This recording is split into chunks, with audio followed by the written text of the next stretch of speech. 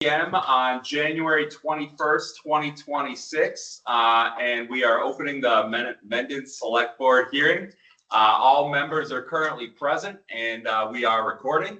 If you would all join me for the Pledge of Allegiance. I pledge allegiance to the flag of the United States of America and to the republic for which it stands, one nation, under God, indivisible, with liberty and justice for all. All righty. So first I want to start with citizens' statements and petitions. Is there anybody in the audience or online who would like to address the board? All right, seeing as there's none, I am going to skip over community events and announcements unless you have any. It's January, so we're light on community events and the freezing snow. Mr. Chairman, yes, sir. Just make a reminder, everybody, that 2026 is the 100th anniversary of Troop 1 Mendon. And in October, on Columbus Day weekend, we are planning a 100th anniversary camporee. And all Troop 1 Mendon alumni, especially Eagle Scouts or Scouts from anywhere, are going to be welcome to that. So everybody should put it in their calendar now. Absolutely. It's going to be Columbus Day weekend, which for those of you who've been around for a long time, was the Kelly Farm, and before that was the Willette Farm, which was I was reminded of last weekend. Yeah, I am further being reminded every time we meet of all the different pieces of the community that are important to these different individuals. And recently there was a programming is starting, which is super important for this. And yeah, we're wasting a little bit of time before we go to the public meeting. But the Eagle Scouts and their response to coming out to help, especially some of the Eagle Scouts we have here on staff, it's pretty awesome because it's like pulling teeth sometimes to get people to think about something so far in advance, and just to watch the Eagle community jump out and be like, absolutely, we'll help. When can we meet to talk about that is really neat. And some of these people are not in our community anymore. It's awesome when the community members jump out, but you kind of expect it. And when people kind of join in to do your community thing, it really builds that sense of greater community in the state and the local area. So it's awesome. Thank you for reminding me of that. Yeah, we'll definitely be bringing that up multiple times over the course of this year. That's for sure. I'm going to jump to number 6 to talk about meeting minutes for approval. And so we had distributed meeting minutes that had some amendments over the past couple of weeks for December 17th, 2025, and I'd be looking for a motion to approve. So moved. Second. Any discussion? All those in favor? Aye. Aye. All those against? All right. Thank you very much. Number 7, meeting minutes for circulation in your packet. You should see December 3rd, 2025. Somewhere in the, I don't know what page number it's on, but somewhere in that 178 page packet are new minutes. And also remember, we have our minutes publication system that we're still kind of working out the kinks on. But you should be able to go visit our minutes system and look there. And that is essentially the base store for the website. It's all integrated. So when we publish minutes in there, those are literally the same minutes that people are clicking on from the website and getting delivered. So just so you know, that's all kind of connected, and doesn't require a login. That should be free. All right. So in about 15 seconds, we're gonna jump over and start the land use and land use committee and community preservation committee public hearing. And then at that time, I'll ask those members to come up and join us. And so it's now 6:35 p.m. And I would like to 6:35 p.m. public hearing to receive comments on the 5-year land use program, copies of which can be found at mendonma.gov or at the town clerk's office. and to hear suggestions for the Community Preservation Act funded projects. Ann will present and discuss the plans for, well, that's notes to me. So Ann's going to come up and I'm reading my own notes. So I would like to open the 6:35 meeting. And I would look for a motion to open that. Thank you. Second. Any discussion? All those in favor? Aye. All those against? And welcome. Hi.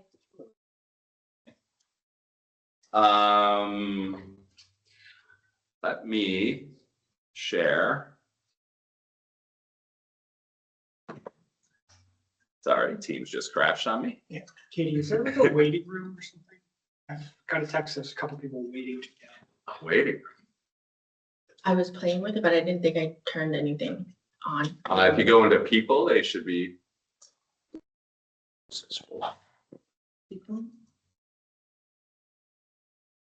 Yeah.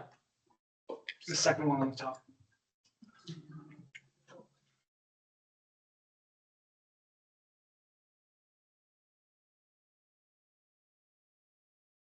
Do you see people waiting? Nope. Do you check rooms?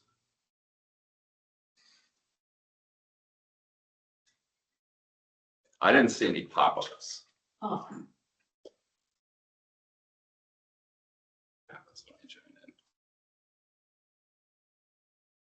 I would tell those people that if there is a room, they should join it, and we'll let them in. Yeah. It would be enable log. I'll try joining from the website link too. That's what I did, and it is not the right link. So the link on the agenda is not. Yeah, I used the link that Katie sent me the other day, so I didn't go through the agenda. Can we go to the link that's on the agenda? That's a good point. We probably could do that. mendonma.gov. Let's see. Did you want it to open when you clicked on it? Just leave this one. 1 second.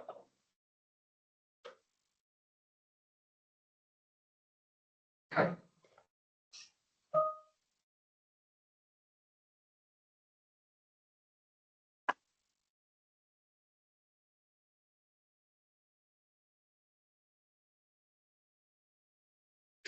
I just tried to, I have it on my phone. Yeah, it's working. All right. So Katie, can you drop this meeting and then actually stop the recording first?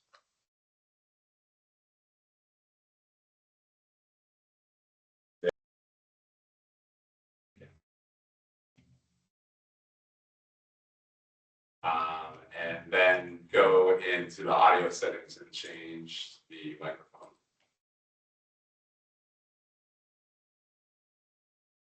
Right. Can who's on there? Announce it's being recorded again. Yep. Did we start the recording? We did. You see it? Okay. All right. I see the red light. All right. So so we are recording, and we did open the meeting at 6:30. That's on another recording. We'll stitch those together. And Carrie, you're the face I can see right now. So can you just nod if you can hear us? Excellent. Thank you. Appreciate it. All right. So we are at the 6:35 public meeting on the land use. And Ann has just joined us, and we are on the hopefully correct Teams meeting and everything. And now Ann's going to tell us about what I'm about to share here in a second. Should I start? Or Yeah, you can okay. get started. That's fine. So this is a public hearing for the 5-year land use plan, and it dovetails with the Community Preservation Act. So, that's why we have it together. And I'll read the 5 general goals on the plan or program. And so this is just to, if anybody has ideas or questions, but also the land use committee meetings and the CPA meetings are all open to the public. And so we take suggestions throughout the year. This is just more formal. So the 5-year land use program, the 5 goals are: 1, to improve access to open space and recreation resources; 2, expand the amount of and improve the condition of passive and active recreation opportunities; 3, protect the natural resources in Mendon, including forest, farmlands, water resources, and wildlife habitats. 4, promote and preserve Mendon's sense of community. 5, to help guide business and residential development to shape Mendon's growth, avoiding haphazard development.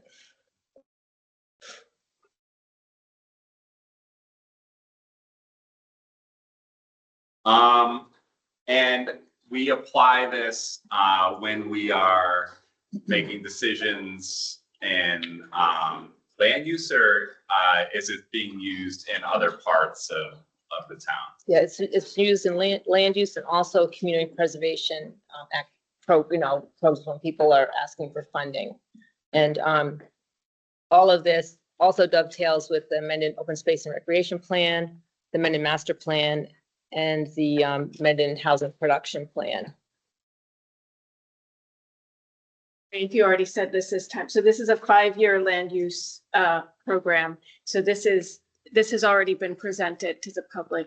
I think this was from 2023, this version. Every year. But the 5-year, what is the range of the 5 years mentioned? What We're year- looking at now. Oh, it's From 5 now years from now. forward, and then Okay. next year it'll be Okay. 27 Okay, forward. but I know that we revised this Mhm. in recent years. Yep. Okay. Mhm. Okay. Yeah.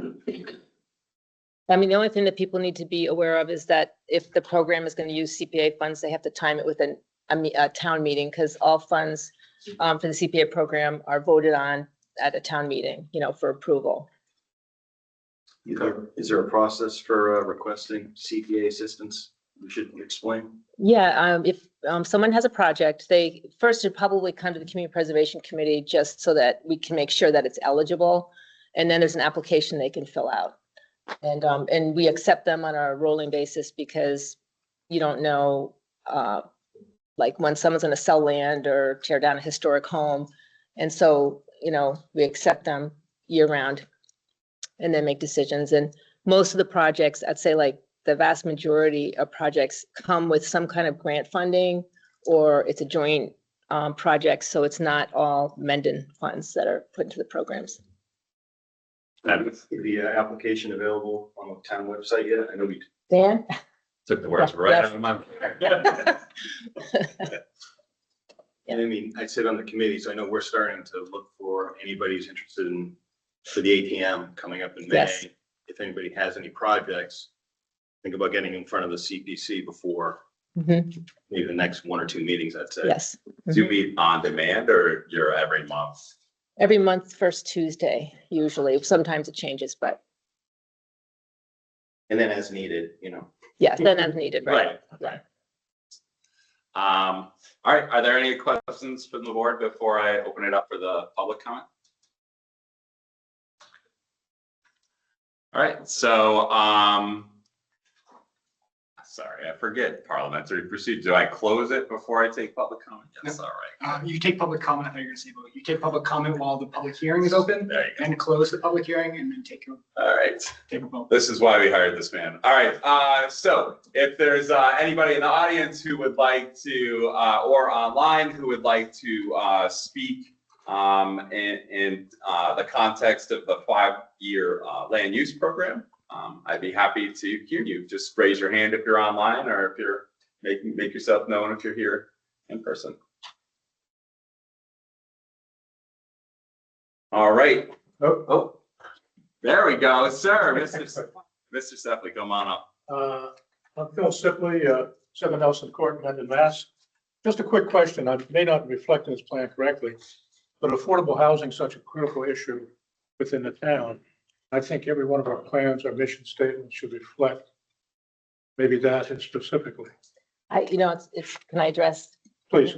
Oh, it's really funny because I have a red line down here, affordable housing, because, yeah, I agree. And, Yeah. yeah. But we haven't voted it formally at the committee. We need to discuss it. But, and the housing, we do look at the housing production plan, which talks about affordable housing. Master plan also does, but yes, I agree. I was looking at the master plan. It states that we're lopsided on affordable housing, not only for Mhm. seniors, but for new, maintaining the children and the kids and young adults. Yes. Okay, I look forward to seeing that update. Thank you. Thanks, Bill. So, can I just follow up on that? So so this is periodically revised, and so then will the land use committee then work on revisions potentially for next year's 5-year plan? Mhm. Okay. Yes. Thank you. All right, are there any more questions? All right, then I'd be looking for a motion to close tonight's public hearing. So moved. Second. Any discussion? All those in favor? Aye. All those against? Thank you very much, and I appreciate you coming out tonight. So I'd be now looking for a motion to approve the 5-year land use program as presented. Go ahead. I move to approve the 5-year land use program as Second. Any discussion? All those in favor? Aye. All those against? Motion passes. Thank you very much. Thank you, Ann, for all the work that you do. We always appreciate it. It makes it easy. Okay, so let's launch into our rowdy bunch back there and start to talk about some of the appointments coming up. So we want to acknowledge an appointment that happened a little while ago. There's no need to vote on this. This is because the town clerk has the ability to do her own appointments. But we do want to congratulate Rory Crisfield, who was appointed as the assistant town clerk for Mendon. That's really excellent. She just joined us recently this year and has been doing such an amazing job. Some of the things that she's required to do need that appointment title, and therefore she was appointed. So we just want to make acknowledgement of that. Right. We also would like to appoint a new police officer. So Joseph Thompson. Chief, you want to come on up?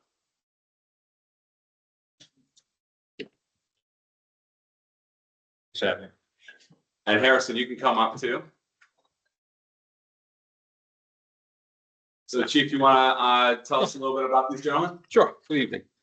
So 2 appointments tonight. We have 1 recent vacancy that just occurred. So that's going to be one of the positions, and the other vacancy is Detective Mason retiring. So Joe Thompson is the first appointment. Joe worked for us for a couple of years, and then decided to go work in solar. Was it solar at first? So went off to the West Coast to work in solar and left the career of law enforcement. But before working for us, worked for North Attleboro for several years. So has a lot of experience with a bigger department.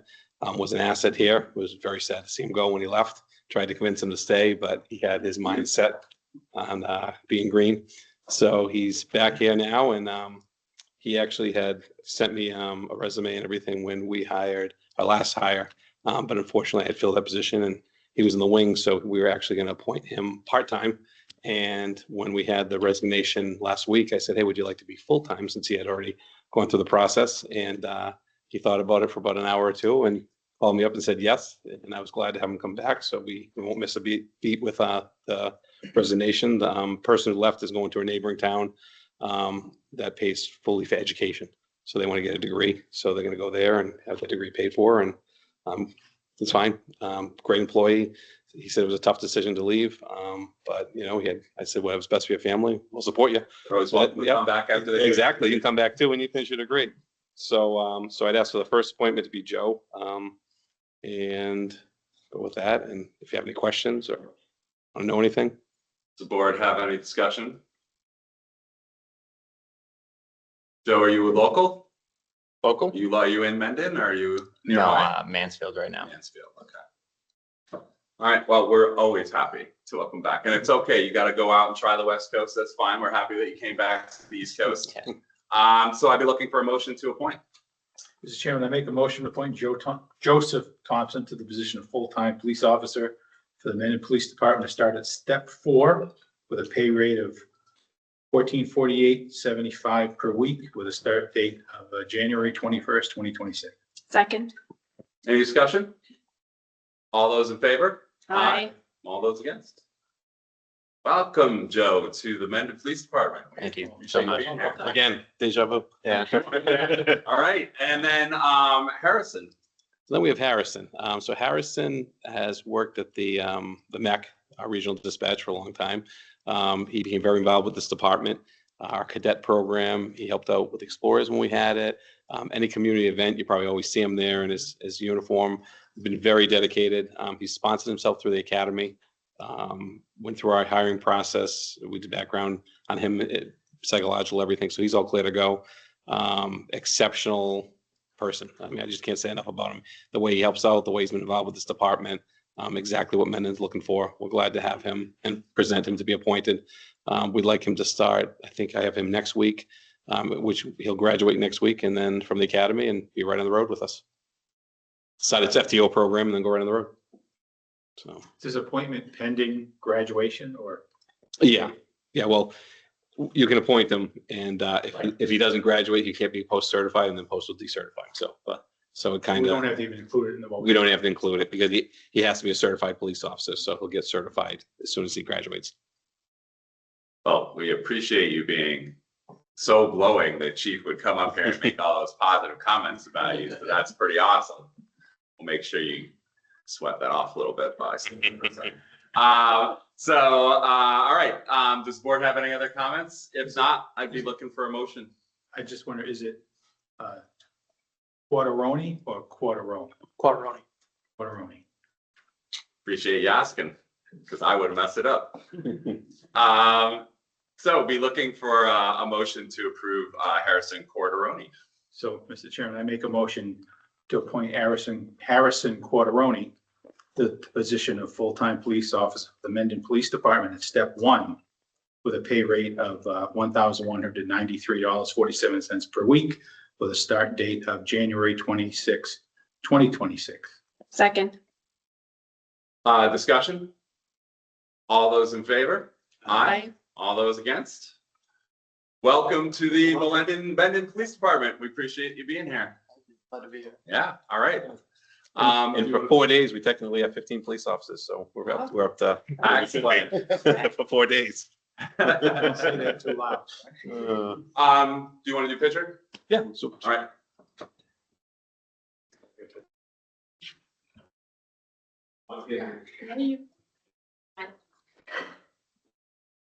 Flag.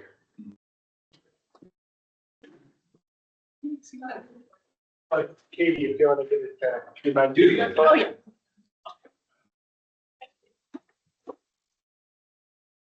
we fit everybody in.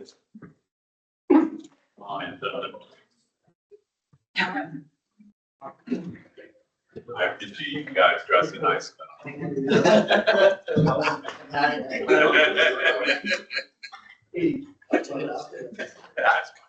You're the cool one.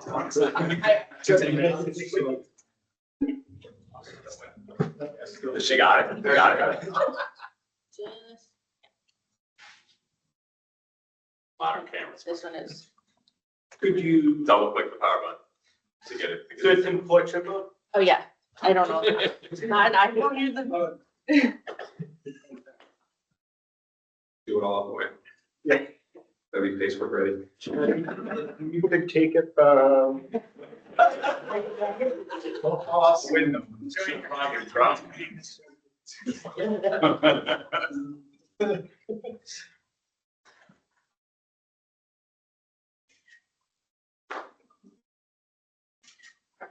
Thank you. Yeah, when you charge the tax. Thank you. You're welcome.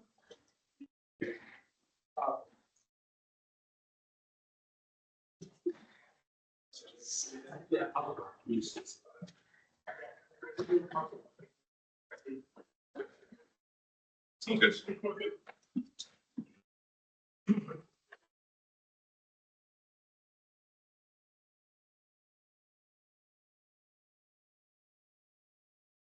Right.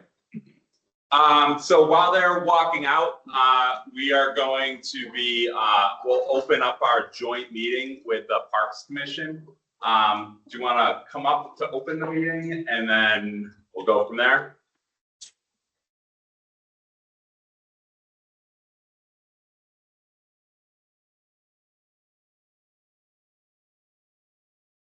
Thank you. So I guess we'll call the Parks Commissioners meeting for the 21st to order. I posted, and to be clear, I posted the agenda and just said, look to the select board's agenda for the link. No, well, good. That worked out really well. Well, the agenda link is over. I guess if it needs to be said, this meeting is being law. I think that's all we have. And our one item on the agenda is to consider appointments to the vacancy on the Parks Commission. So the way this process works, we have a joint meeting open between Parks Commission, consists of 2 members, the select board with all 5. We have 3 candidates for vacancy. As we get this started, so the order in which we'll take them are Linda Thompson, Steve Abbott, and then Joanne Lamoth. We're going to learn from our previous vacancy question. And as we go through them, we're going to ask the other 2 candidates if you could step out and step to the downstairs conference room. It's an open meeting, you can stay here, but we just ask so you're not hearing our questions and other candidates' answers in advance of your own answers. So if Linda could stay and then Steve and Joanne head down to the lower conference room and then we'll just send people. we'll come get you. Appreciate that. Oh, that's fine. Okay. In the way, so it will be a joint vote. A majority of the Parks Commission and a majority of the select board to appoint somebody. Unlike the planning board, which is governed by statute, this is just finishing, it's not finishing the remainder of an unexpired term. It is only until the next election. So remind each candidate of that should they want to continue in the term past the election date, they will have to stand for election. And the second wrinkle is that we've had a resignation of one of the Parks Commissioners, Mr. AJ Byrne, effective tomorrow. So my suggestion is to appoint one of these 2 candidates tonight, effective immediately, to fill the open spot, and then appoint a second candidate effective Friday to fill the 3rd spot. So we will. So AJ is a full voting member tonight, but not as of the end of the day tomorrow. Did you want to say something? I was going to add too, and my term is up at the end of this cycle. So if I end up not running again, there will be a 3rd seat. So I think, as we'll get into, I think this is a great opportunity. We'll get some interest from the community. And then maybe it's also worth just, a thank you to John Dudley, who was the commissioner that resigned, just because his responsibilities with the highway and grounds and facilities all grew up. But he stepped up and ran when nobody was running for the seat when Mr. Bellin retired. Yeah, that's a good point. These are elected positions, which means you got to put yourself out there to be elected, and that's not always the easiest thing to do. We get that, but we definitely appreciate everybody who comes out to do it, because we're all part of that same club who comes out here to do this. Yeah, if I could just make it clear. Yes, you can, sir. I do want to make it clear that I'm not resigning for any other reason than the fact we have interested people. I've done this for a long time. I love doing it. I love being part of the town. When we had 3 people come out, as you know. This was the 2nd term that I ran because no one else ran. So we're really capitalizing on the opportunities to get other people involved. So that's why I just want to be clear that I love doing this. I've been doing it for a while, and that's the only reason is because we have the interest. And it's talking to do other things. So.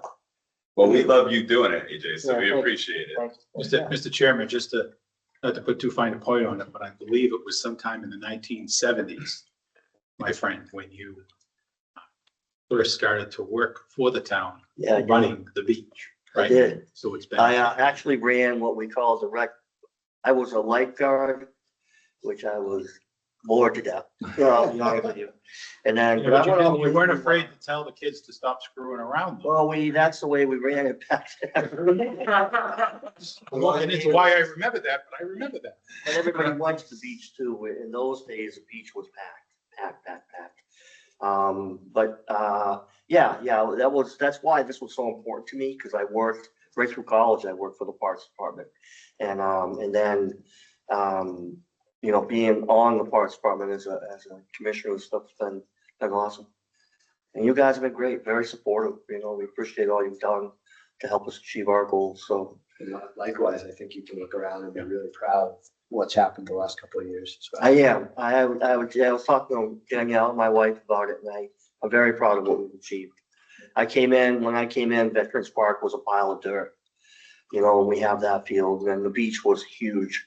Because if you may have heard, when I lived there when we were little, for like the summer till we had got into the house. Yeah, you So- had told me that story during the boat race. So And it that's looked- pretty cool. like it did before the renovations, it looked the same, Yeah. you know, many years later. So it's, yeah, I'm very proud of.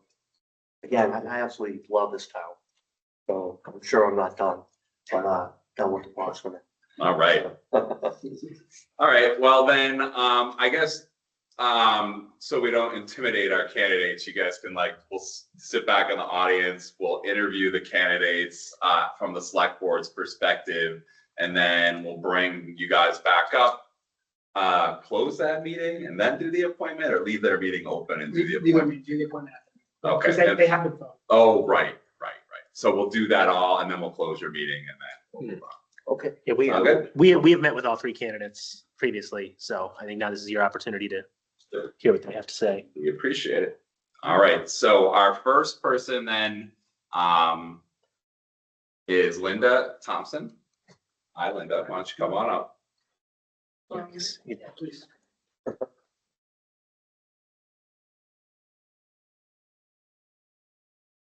All right, and you are? My name is Linda Thompson. And you live? I live at 11 Northbridge Road. Thank you. Why don't you tell us a little bit about yourself and why you want to be on the Parks Commission? Sure. I started off in high tech, eventually became a teacher at a vocational technical high school in Franklin. I did that for 20 years. And I spent the last couple of years as an administrator in adult career and technical education. So I work a lot of evenings. And I learned a lot, I think, about the rec department when I mean, AJ and Dan were super kind with their time. So I got a lot of questions answered for them. So my purpose, I think, is I'm just finishing up a 7-year with the Mendon Upton Education Foundation. That's coming to an end. We're just sort of, passing off the baton, so to speak, to some other people. And I was looking for a new opportunity that was different than anything really that I had done. Even though as a teacher, I was a coach. So sports were definitely a thing for me. My 2 boys were involved in scouts.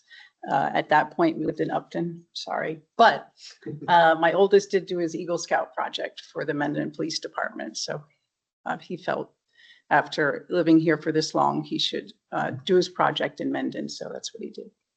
Excellent. So board, would you like to ask any questions?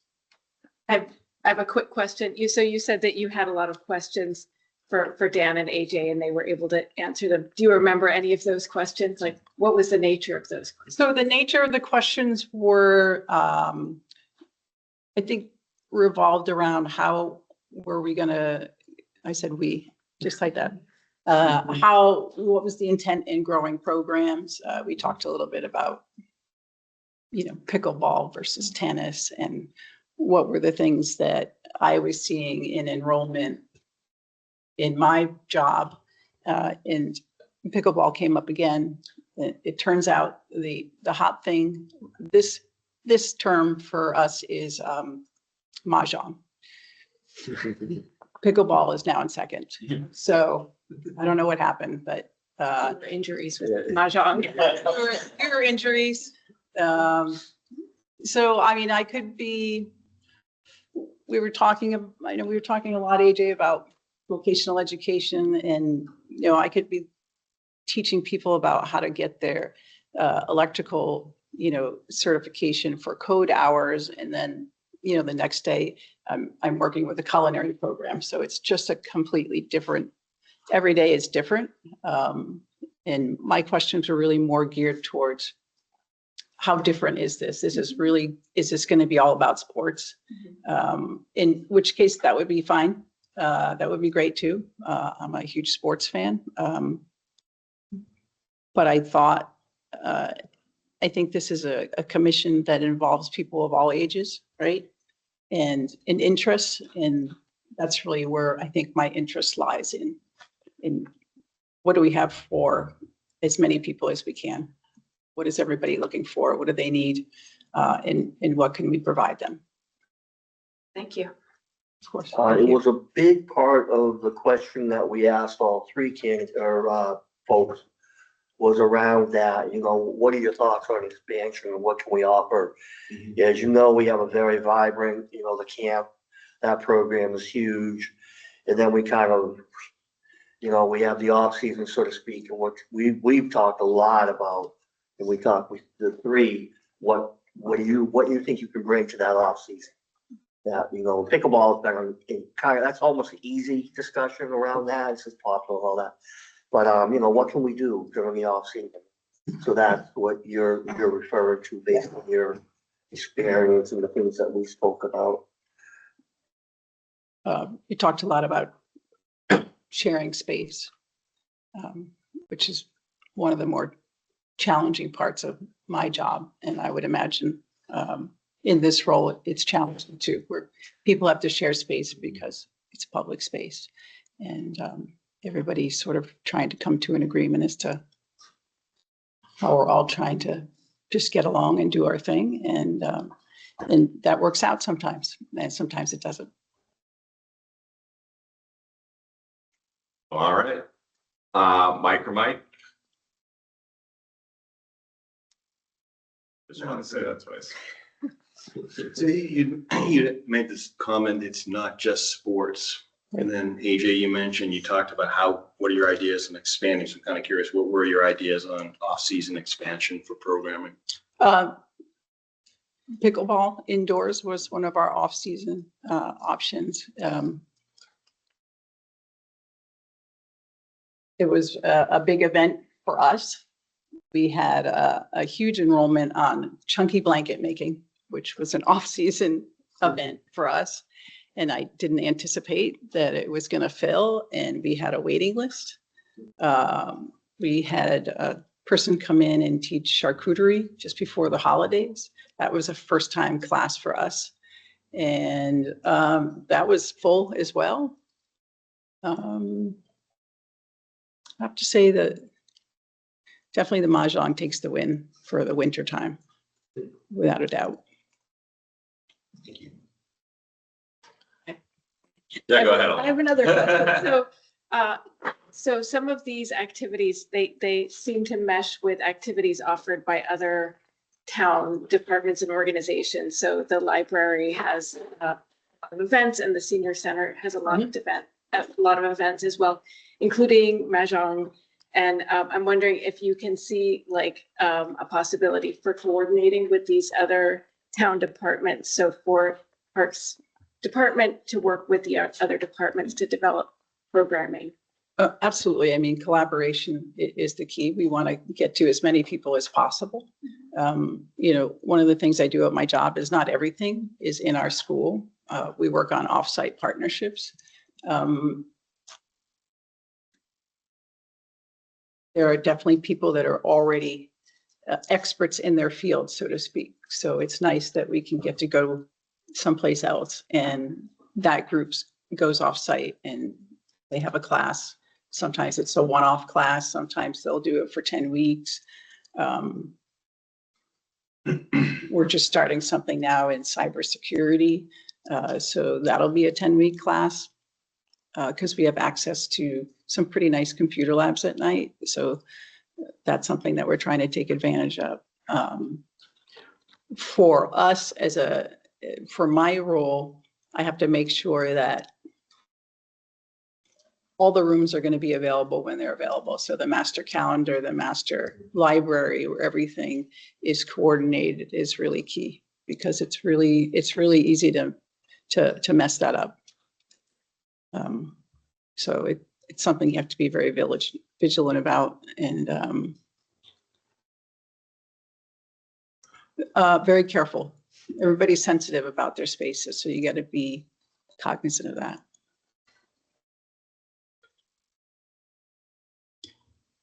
All right. So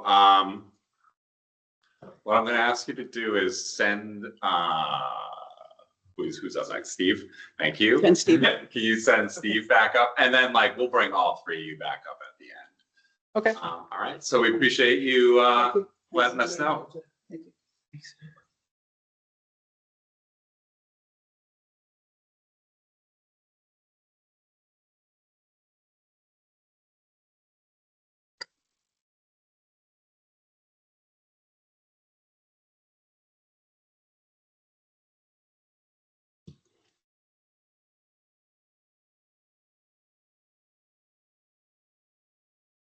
Like, just while we have a brief moment, we are about to post our summer jobs. So if anybody out there is interested, well, I'll probably send something out to the town list and blast stuff online, but I'm just finishing up some things, but And that's it's that time of year for for the summer.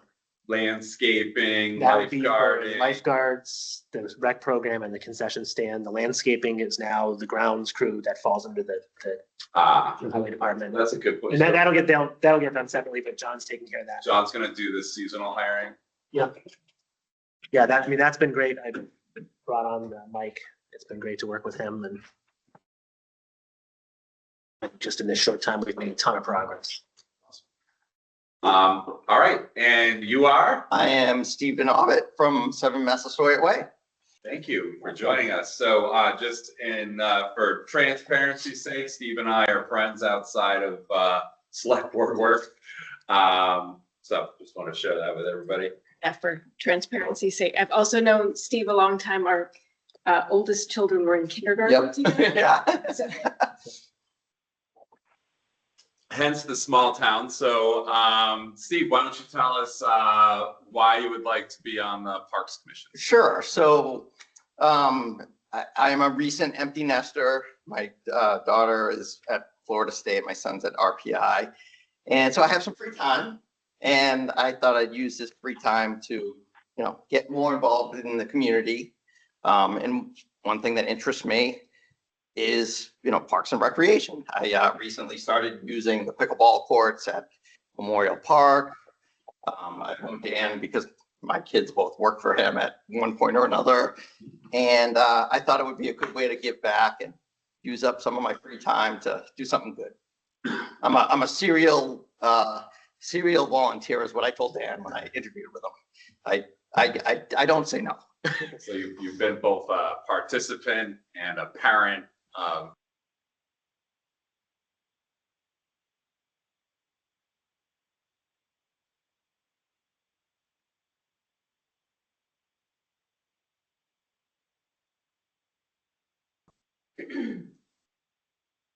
All right. I don't know how long we were muted for. Just Okay.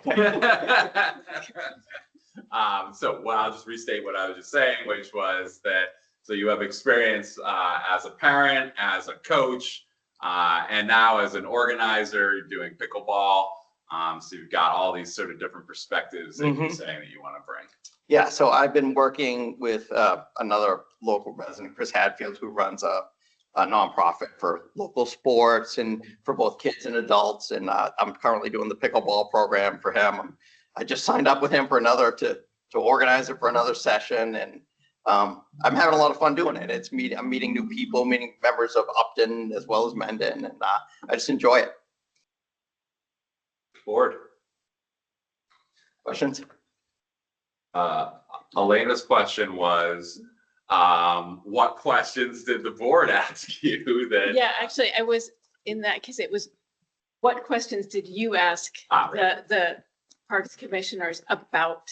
So I asked for about vision, about what you see as a commissioner, what my role would be in kind of developing programs and things like that.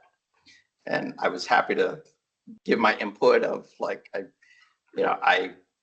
would take input from other people as well, but I always have some ideas that would things like pickleball, like adult pickleball was a great one. And even learning programs like learn to play tennis, learn to play pickleball, learn to play whatever it is, getting more adults involved, I think is a good thing. And it, especially with bringing in some of the newer community members where their kids are younger.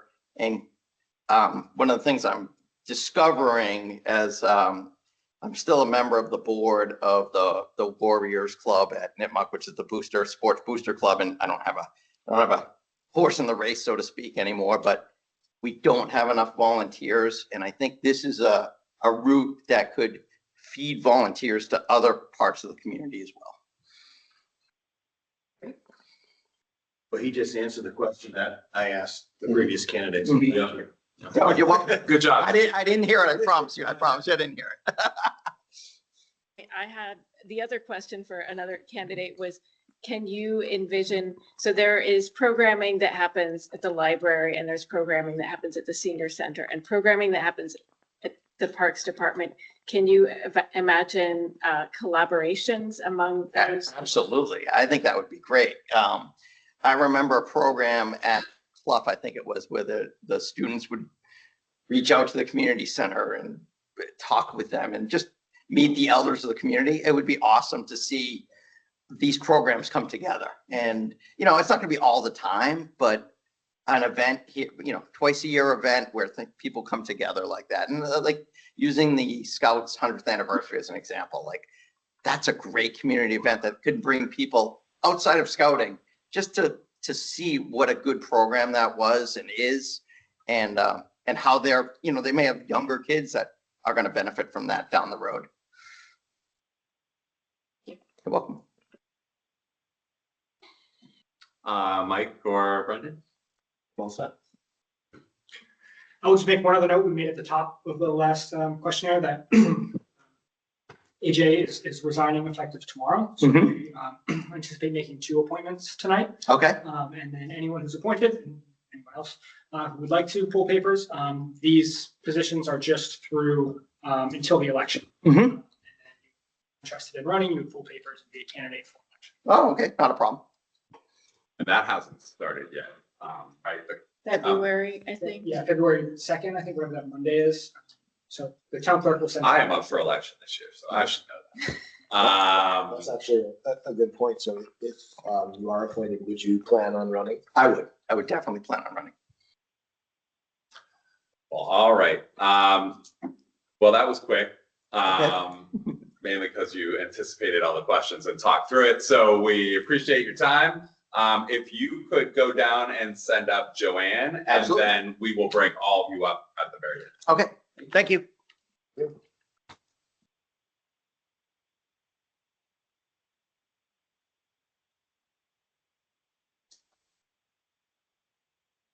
I know that everybody was getting used to very quick select board meetings, but that will not be tonight. Well, thank you for moving us up. If we weren't. We have a couple of guests. Usually, we always move guests to the front, but we have a We number just of- have so many guests in public meetings. Yeah. It's okay. That's why we're here. What will be the process after this? We vote with those folks here or? Yes. Okay. We take the select board vote, correct? So the way you can kind of orchestrate how we want to do it. The thing was someone from planning made a motion. Oh, right, and then we, And then you made your own motion, but had the board, which was receiving the appointed member, draw it, or at least initiate. That makes sense for mine. They're most directly affected. right, and I remember I made that demand now. And in my mind, I remember what I said. So, okay. Joanne, hello. Can you tell us who you are and where you're from? My name's Joanne Lamoth and I'm from 17 Crestview Drive. Welcome. Can you, you are a very active member of our society here. Can you tell us why you're interested in the Parks Commission? I'm interested in the Parks Commission because I am a Parks and Commission's child. I grew up in the Parks Commission when Uxbridge. My mother was a single mother, and in the summertime, she worked. So in order for us to be able to do anything, we would go to the parks every day. And particularly in my age, it was Town Park. And they had all kinds of activities and swimming lessons and different things to do. So it was a fun environment for the summer. Otherwise, we would be stuck at home. My grandmother would take care of us and we'd have nothing to do all day. So we kind of got out of her hair and we also got some fun out of it. So I want to be able to give back what I got growing up as a child. So that's why I'm interested in the Parks Commission. That's a good reason to be interested. All right, so Elena, this gets easier on the Oh, third. yeah. Well, actually, first of all, I guess I would like to mention, so I know that you are on the Cultural Council and I believe the General Bylaw Review Correct. Committee. Am I missing any, or is it No, ju- is those- just the? those are the okay, only okay. two. Okay, great. Just to establish that. So, and I know Joanne in the context of her work with town committees, so to the Cultural Council. But a question that I had before is, in the process of talking with the current Parks Commission, what were some of the questions that you had for them? Like what direction they were heading, like what the future would entail for the parks, what they were looking at, and what changes they think would be coming in the future for the parks. So, I mean, Mendon has several parks. It's not like just one little park. We have several parks that they all oversee. So, and each one has its own unique differences from the other ones. So, And building upon that, we, from your perspective, having, I think you said you grew up in parks and recreation. So as you, from that experience, if you look at the programs and we have here today, what are some of your thoughts about where you'd like to take it? some of the programs I know they have a swimming program that they do. I know they also have like what they call, is it like field trip programs? It's The rec program. rec program. So just to expand on it and see, you know, bring some different perspectives, not to change it, but to bring some additional things that, you know, might be fun for the kids to do in the summertime, you know, different activities. Like, I'm going to date myself here. Back when I grew up, they would have what they call, quote, the battle of the bands and on the beach. And they would have different teenage bands come in and play, and the kids from the park and recreation, they do it from like 4 to 8, and you know, they compete and they get a trophy or they get a certificate, you know, just different fun things to do. You know, now you couldn't do that, but they used to do overnight camping, where it would be girls' night camping out and boys' night camping out. And you would go for the night and they'd have a sing-along and marshmallows, and they'd camp for the night, and the police department would patrol the area to make sure everybody was fine. But that was a different age back then too, you know, just different things like that. I'm all for camping on the beach. That'd be cool. Are there any additional questions? I will put another Right. question that I had for the other candidates. So there's a lot of programming in town that is done at the library and at the senior center, in addition to the programming at the Parks Department. And I wonder if you can envision collaboration among departments. Oh, yeah, most definitely. Most definitely you could collaborate together. It's just a matter of everybody.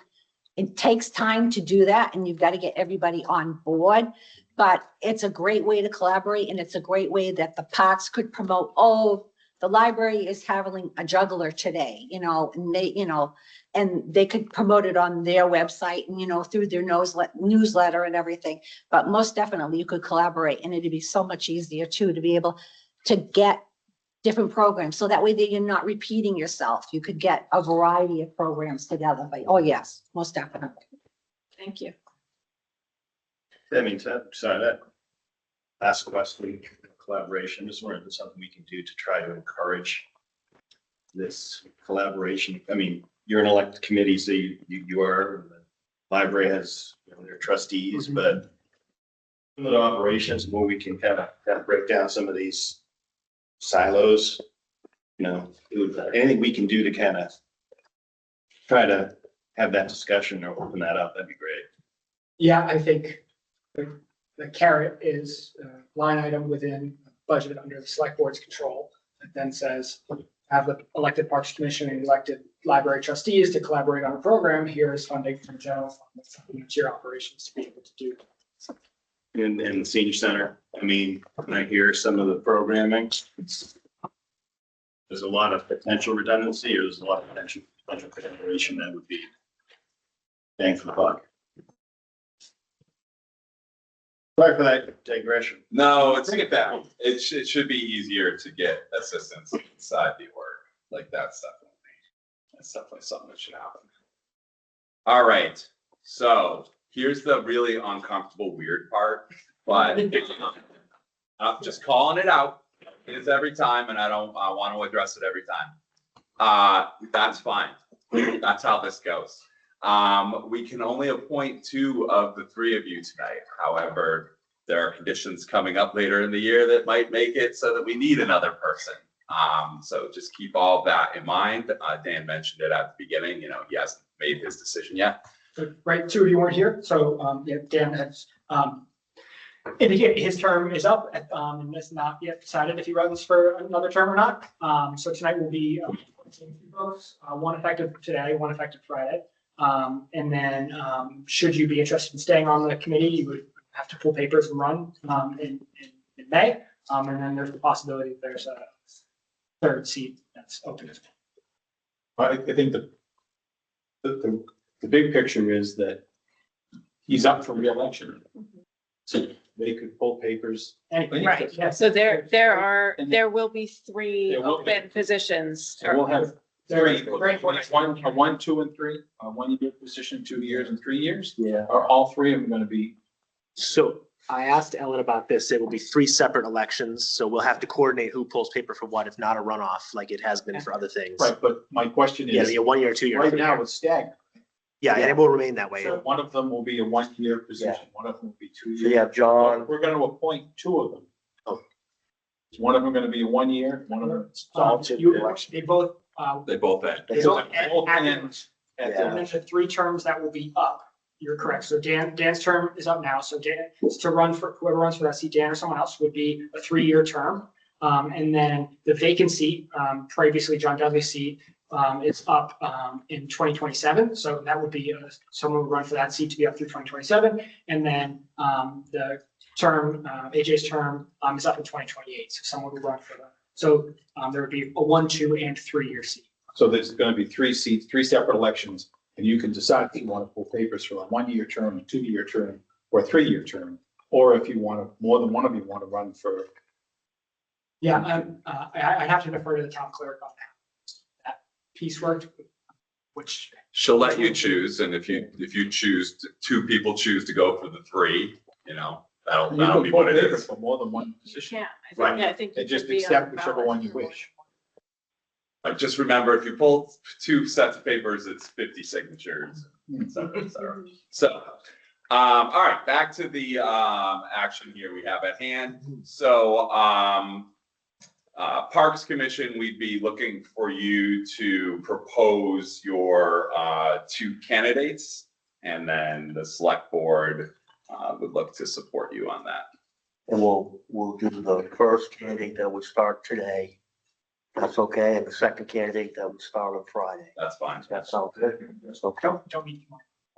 Okay. Yeah, and I think, once again, this is just like our interviews where there's no bad candidates. This is always, I think our summer hiring, like, we don't interview people and go, oh, that was, like, everybody is awesome, and it's really hard to make those decisions. It is. But I think, we have a unique opportunity where you've had 3 really qualified people step up with interest. We haven't had in a long time. It's great. Say who it is. Yeah, you just make your motion. Um, So I think, am I making a motion? yeah, We're very, so I think I'll make a motion to appoint Linda Thompson to the seat, to the first open spot in the, the vacancy in the commission is the. A person keeps joining and leaving. Sorry about that. second, And then, you would have to step step down. down in a second. Second. So All in then, favor? so we're gonna take a vote. Yeah, so there needs to be a majority vote of the Parks Commission and a majority vote of the select. Okay, so you want us to vote? Yes, but yours is a lot easier. Yeah, so Dan, I. Yeah, Adrian, Burn, aye. Okay. And then do your second one, and then we'll do our 2. So then I'd like to make a motion to appoint Steve Abbott to the second space on the commission. I'll step down in a second. So Dan, I. Yeah, AJ Byrne, aye. All right. And I'll just add, like, I would encourage you to run for the third seat that will be open most likely when the term comes up. I think, you know. It just went from maybe to most likely, so. I'm currently an employee, and I think I only ran because at the time Mark Reel ran for select board and left Parks and nobody was running. But again, now that there's interest, it would likely make sense. He didn't appoint you, so I think you should run against. Yeah. And not that this throws a wrench in anything, but since you are an employee, it's not like you would be gone. I mean, would anything prevent you, if you wanted to, from resigning now, effective next week? And I felt that it would make sense to make sure there was continued continuity. I think that- This This is a is huge, a time because, well, Yeah. I know. his mind is, as you know, Right. it's all him.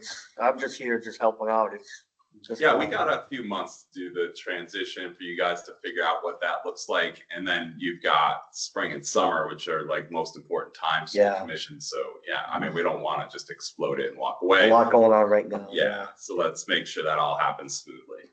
And Joanne, you're awesome.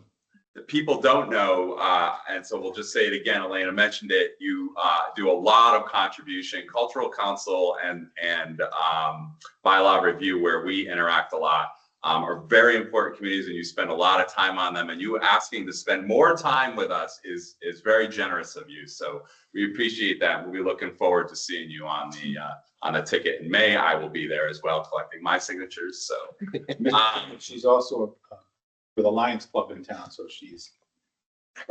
we have some things that we have to talk to the Lions Club about from a scouting perspective. So select board, we need to do the same appointments. So I would move that Linda Thompson be appointed to the Parks Commission effective immediately. Okay. Discussion? All those in favor? Aye. All those against? And I would also move to appoint Steve Abbott to start on Friday, January 23rd in as a member of the Parks Commission. Second. Discussion? All those in favor? Aye. All right. Welcome, Steve. Sorry, I'm looking at the wrong part of the table. Welcome, Steve. Welcome, Linda. Your job starts right now, so thank you so much for getting started. And Getting sworn in, I think. Yeah. right. So you'll need to go and see Ellen tomorrow. You don't need to go till Friday, but you can go tomorrow if you'd like. And just get sworn in, and also take the public meeting training and all that good jazz. She'll give you the whole packet, tell you all about it. And then AJ, we're really sad to see you not really go, but just step down a little bit, and I'm sure we'll see you around on the parks area because you're Because always he's a there. member of the Brothers of the Brush, probably to the day he dies. Right. Yeah, Right. yeah. So maybe we'll see you with your own little cardboard boat racing us. Other exciting stuff, hopefully you'll see, right? All right. We hope. Thank you for everything. Thank you Yeah. so Thank you much. so much. So gentlemen, I think you need to close your meeting. Yeah, so I would make a motion to close the Parks Commission meeting. So all in favor? Aye. Yeah, yes, just the two of us. All right. Thank you so much, everybody, for coming out. Appreciate your time tonight.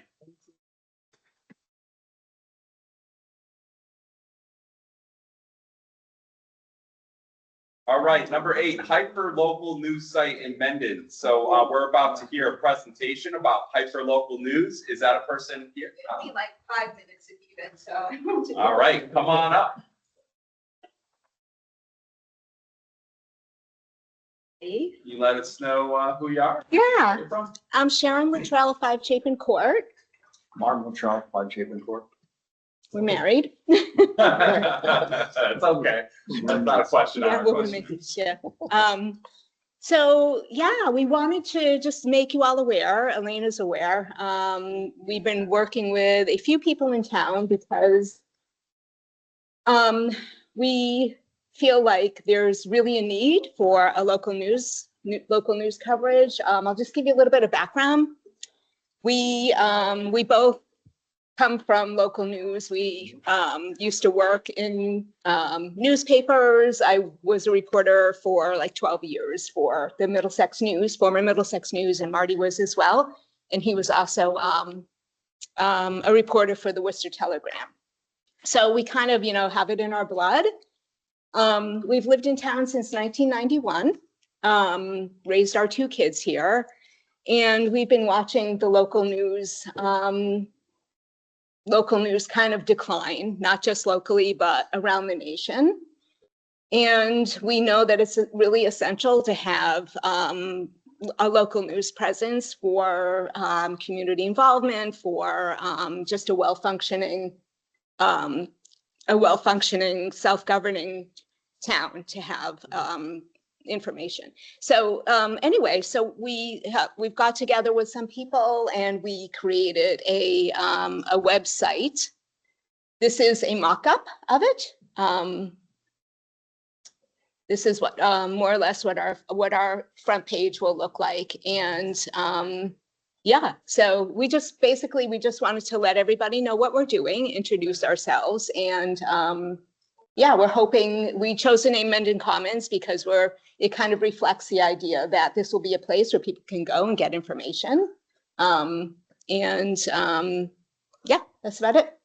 What are your thoughts on like how the town, so like, I don't want it to be a checklist of things that we've done, but how can the town inform you of news? Like, how can we keep that collaboration open? Like, what can Jeremy do that doesn't? We've already met. Okay. Jeremy, what did you tell her you could do? So the first thing is, I imagine you'll see them either online or here at these meetings more often. Planning board has where a lot of changes in town come about. So having leadership and their staff and everyone who's involved be in tune to public meetings in a way that the current newspaper isn't kind of figuring out all sorts of stuff. And then something that I was conscious of as I was talking about everything going on in town, and they're taking a million notes because there's a million things going on in town, is that this is not a town professional government organization publication, and I want to make sure that it is separate and distinct, and that you have your own independent journalistic voice, or if you have opinion pieces and things like that, that it's not just the town voice through there. So I will constantly give you stuff, but do it from a kind of factual rather than direct. So I think we'll be in pretty frequent contact, but then they're free to run with what they decide. Yeah, I mean, just sitting at this meeting tonight, I came away with, we'll be talking about it, some ideas for stories that we can, write about.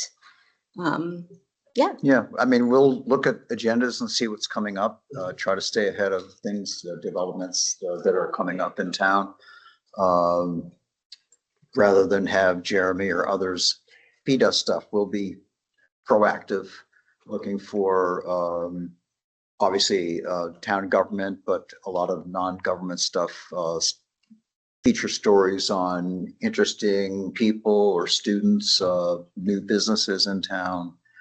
One of the things that we want to be a reliable source of information. Maybe this is a bad example, but the incident at Brown University a couple of weeks ago, social media was flooded with really dangerous rumors, doxing people. We want to be a go-to source for information that is accurate and reliable. Like it was when you were a reporter. Oh. Right. Actually, a lot of my reporting when I was at the Telegram was here in town. It sure was. I just want to mention part of the reason that, Mendon does not have like a newspaper that's just for Mendon. There is the Upton Mendon Free Press, which comes out once a month to all residents. So there is a newspaper that covers Mendon, but only once a month. And so there isn't something that is frequent. And then the nearest daily paper is the Milford Daily News.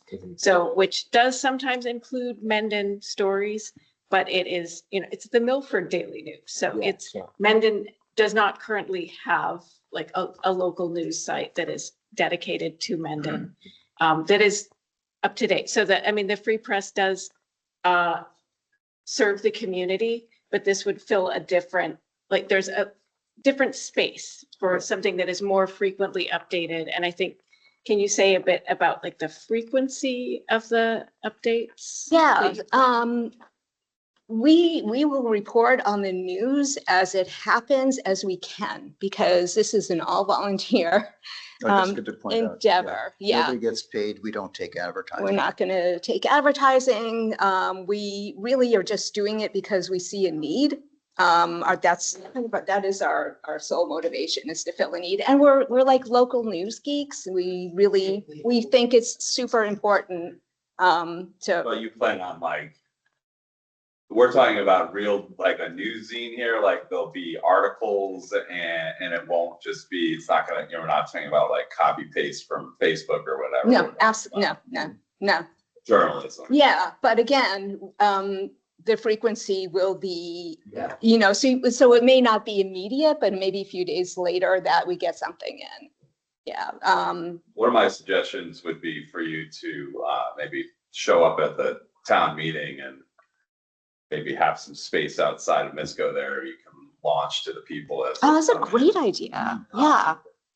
It's true. Yeah. Like join the candidates running. Yeah, that's another thing, right? You just heard about elections. Not that I'm like saying like come and talk to me, because I don't want to do it. But nonetheless, elections are coming up, and those are things that traditionally don't get a lot of coverage. It's hard for people to have those discussions and meet the people that they're trying to elect. That's a good place to launch off and get started. And town meeting is a place where you will have people who this information is interesting to. That's why they're showing up at town meeting. Just a suggestion, like it's a good place to get in front of people, because you can just, it's a public spot, you can stand outside and talk to people as they come in. Right. Maybe have a example, have the laptop or. Mm-hmm. And then, so are you going to, like, this will be all electronic? Are you planning on any type of like one pager type of print distribution at town hall or local restaurants or anything like No, that? that hasn't been something that we've given much thought to. I think that might be more than we can handle, but who knows? Maybe someday, right? I mean, I don't want to rule anything out. But yeah, also there will be a subscribe button, so people can subscribe to get, and it's obviously free to get emails whenever there's a post. So whenever a story goes up, you can be notified by an email, or you can reduce your frequency to like once a week and just get a digest. So yeah, so we'll ask people to let your friends know, let your neighbors know. Please sign up for the news. Awesome. That's really interesting. When do you think when's the site going to be live? Yeah, right. We are filling it up now with stories. We still have a few more to go before we launch it, but probably by the end of the month, or beginning of February. Okay. Cool. And I have the URLs up there and our email. If We've got some very interesting budget discussions coming up with us. Yep. And we'll be there. All right. Thank you so much. Thank you. I really appreciate it. It's pretty awesome. Thanks so much.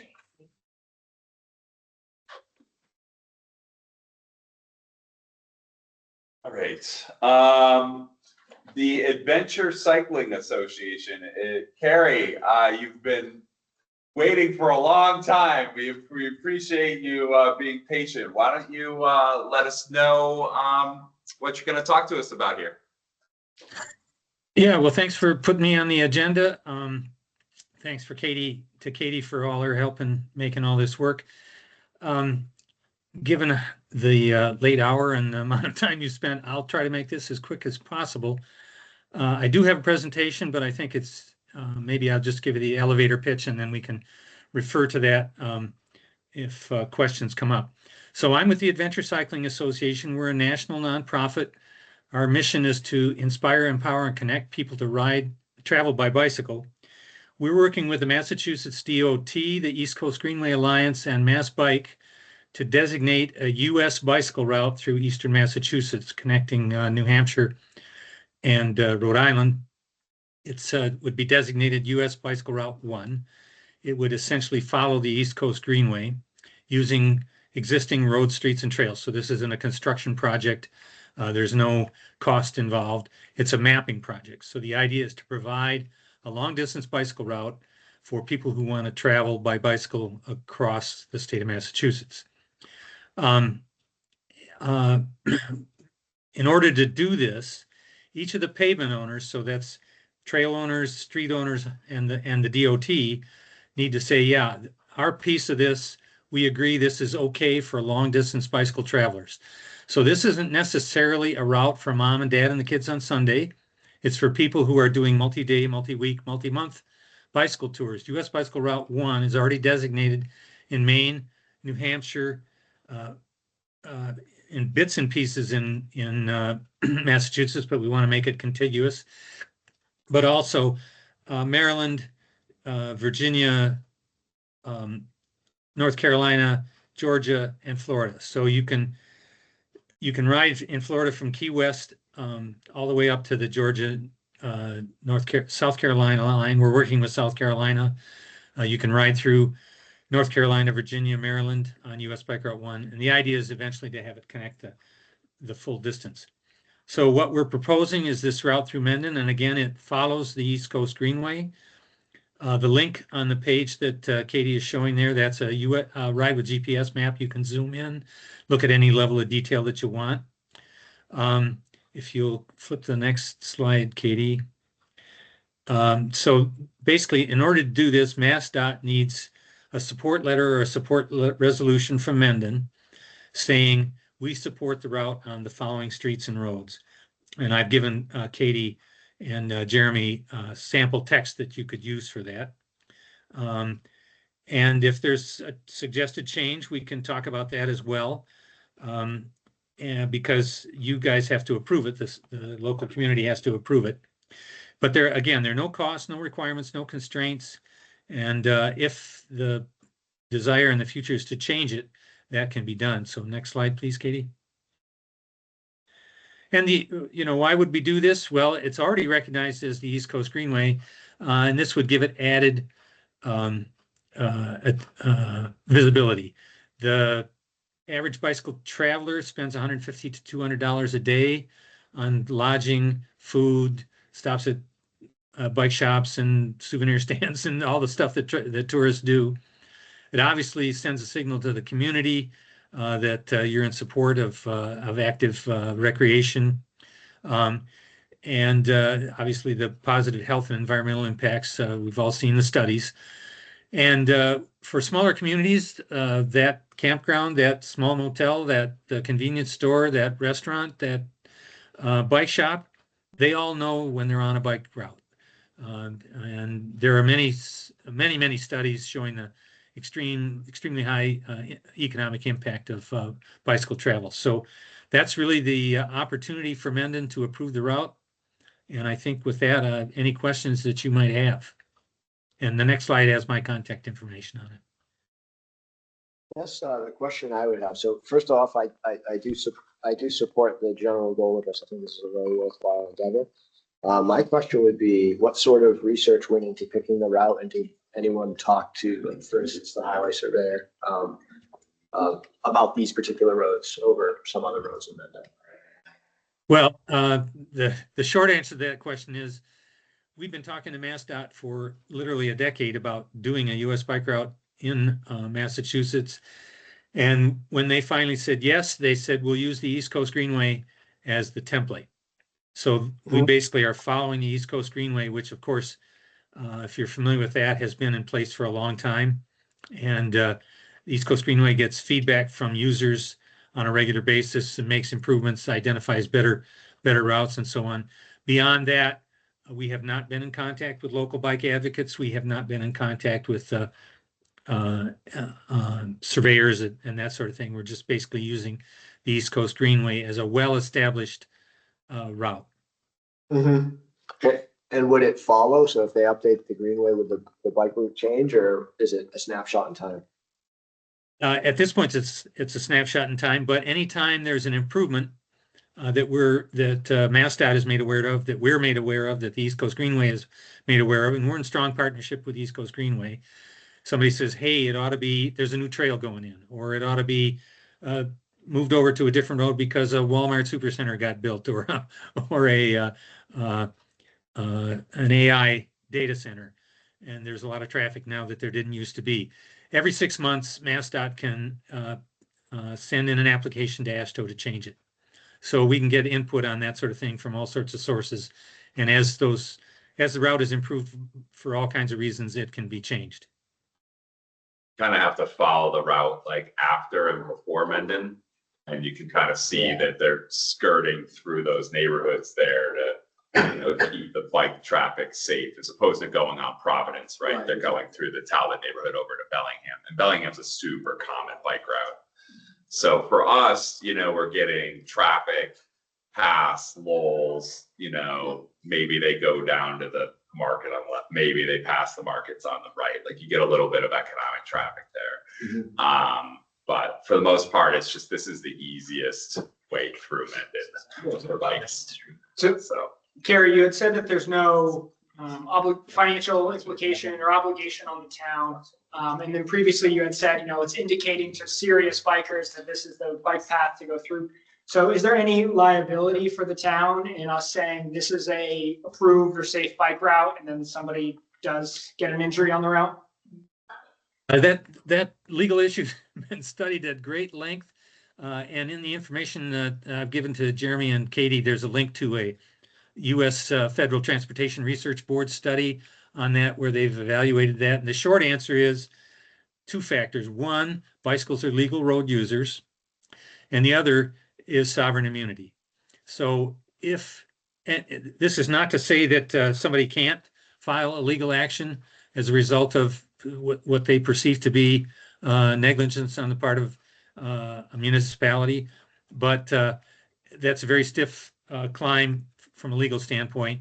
And generally the case law does not support across the country, does not support success in those kinds of lawsuits. And I would add, in the more than a decade, in the 24,000 miles of existing U.S. bike routes, we are not aware of a single legal action that's ever been taken as a result of something happening on a U.S. bike route. And I want to be clear about that. I'm not saying nobody has won a lawsuit. I'm saying nobody has filed one. These people, the people who are traveling on this, they recognize both, they're pretty skilled riders, but they also recognize the realities of riding on public thoroughfares and what goes on there. And if they roll off the edge of the road, they're usually going to blame themselves, or perhaps the driver that gave them a brushback. But absent some kind of situation where the municipality knew there was a hazard and didn't do anything about it, that's essentially the bottom line. If they knew there was a hazard and didn't do anything about it and somebody was injured, that's the basis for a lawsuit. But again, we're not aware of a single legal action taken in more than a decade. Thank you. Mike? So this doesn't put the town, any onus on the town to make any specific improvements, like put bike lanes on those roads, or? Absolutely not. The AASHTO recognized when they put this program together that any kind of requirement was going to be, for a lot of municipalities, an immediate barrier. And so they said, look, we're using existing roads, streets, and trails that people feel are appropriate for long distance bicycle travelers, and that's all there is to it. In the long run, would we like to do signs on the Western New England Greenway, US Bike Route 7 in Massachusetts? There's signage. And signage is an opportunity both for the motorist and for the cyclist, but it's not required, explicitly not required. I guess the second question I see here, the suggestion that we make a motion, but where the town has to accept it. I mean, the town, we go to town meeting to accept roads as public ways. I mean, would this be something where we would put an article on the warrant in May and let the townspeople vote? Or is it just us at this meeting that make that decision? Yeah, so, Most typically, it's either a resolution passed by a select board, commission, council, or a letter from an appropriate official.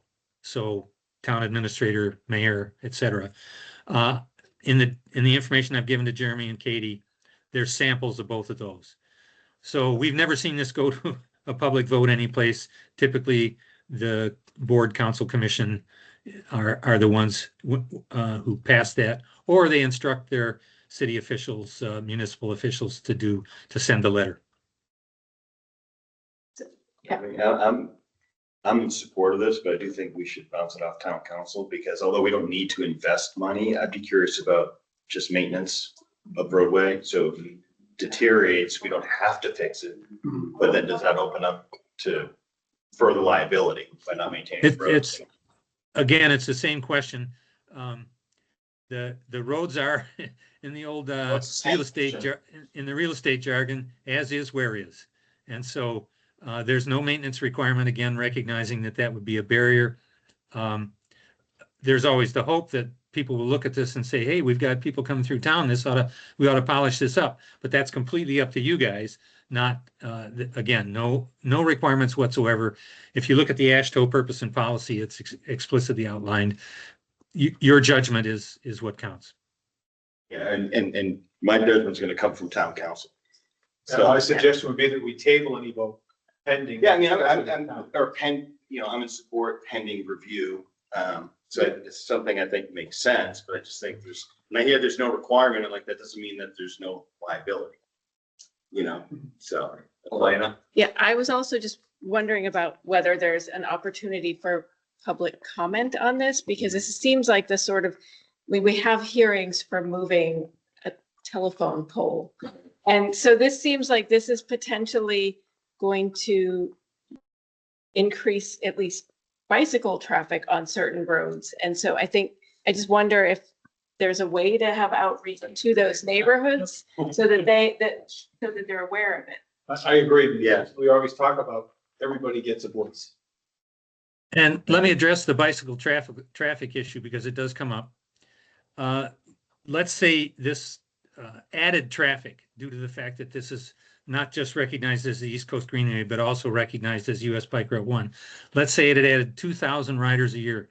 And we have a cross-country route that's extremely popular. It's been in place for nearly 50 years that gets about 4,000 riders a year. So 2,000 riders a year is, a number a little bit out of thin air, but just take it as an example. In a 200-day season, that would be 10 people. I can assure you that there are well over 100 people just riding, your local residents, riding their bikes on these roads already. So the increase in traffic would be minuscule. I mean, I think that's good to know, but I think that, right, it's good to be able to share that message with. Absolutely. And if you see a role for me to participate in town meetings or whatever, I'm more than happy to do so. Also, so I know that the PanMass Challenge passes through Mendon. I know, and I believe it goes up Bate Street. It goes down Bellingham Street. It goes down follows that similar path, but it comes down Route 16. Instead of taking the right on Bay Street turns into North Street in Bellingham, it goes out to the end and takes a right onto Route 140. Yeah. That's my memory. Right by across from Lowell's and the car park place there. Yeah.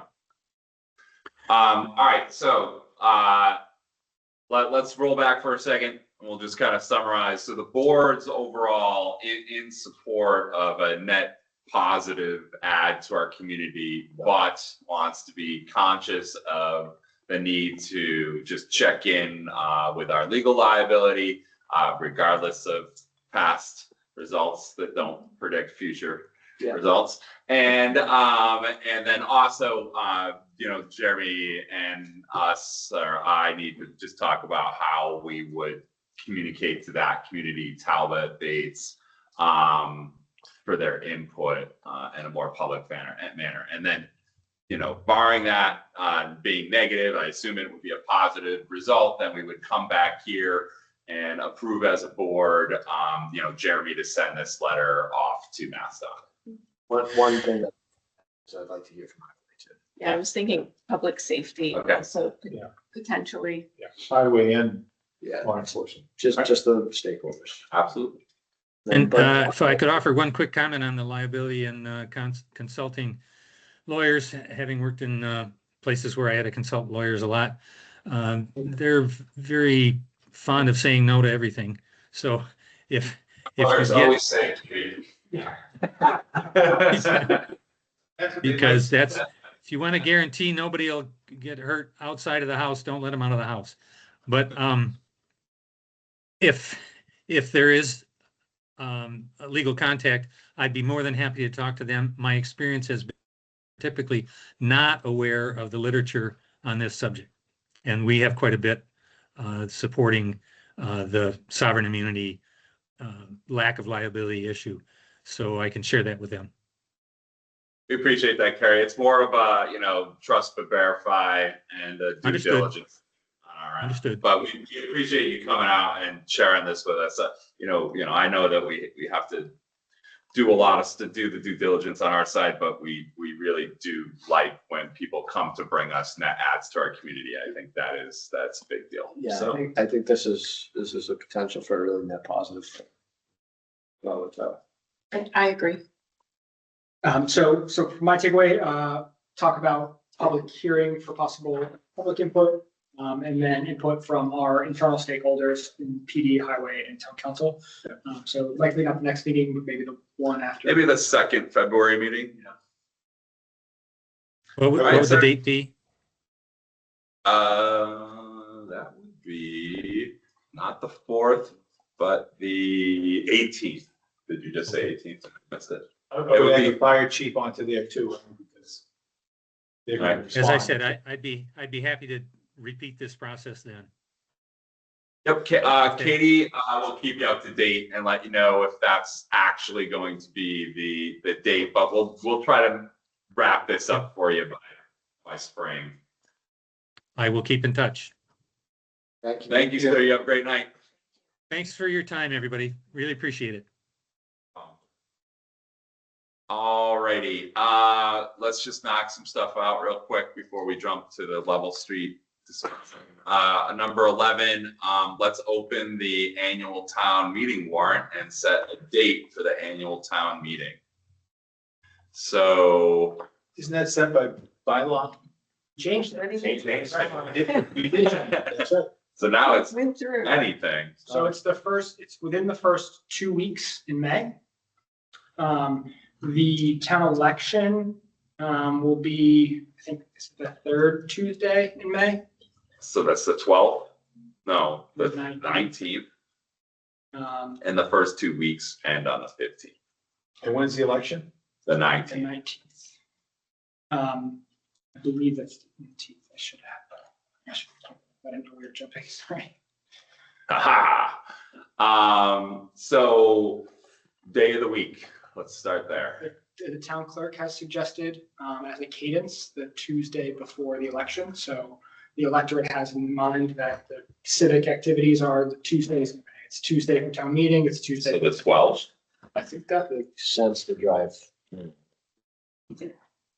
Have you talked with the school already about potential Right. conflict Yeah. in the space? not on those dates. Not on the specific dates. I don't know that we want didn't know we were gonna have a vote tonight, but rather a discussion on general availability of the board and preferences for days and weeks. I like the suggestion of trying to create some continuity with the town meeting and the election. I think that's a good I point. agree.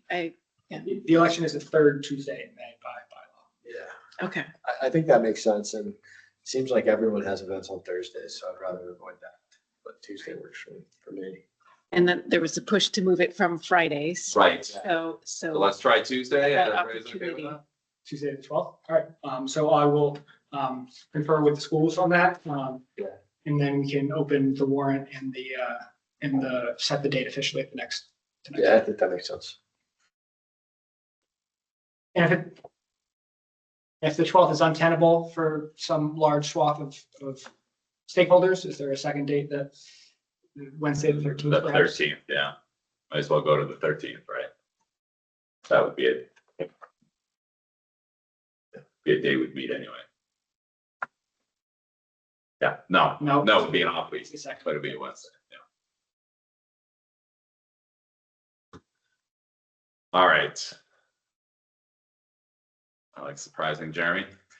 Number 12 would be senior center donations. And you're not ready for that? I am. So like we've been doing, donations have to be accepted by the select board. So we have Mendon food pantry donations totaling monetary donation totaling $5,375. Some anonymous, others not. And I just like to thank the kind of people at the top here. So our former veterans agent, Robin Fletcher, has donated $2,000 for the food pantry. Milford Federal Credit Union, 1,000, and then 500 from Edward Finucci and the Mendon Lions Club.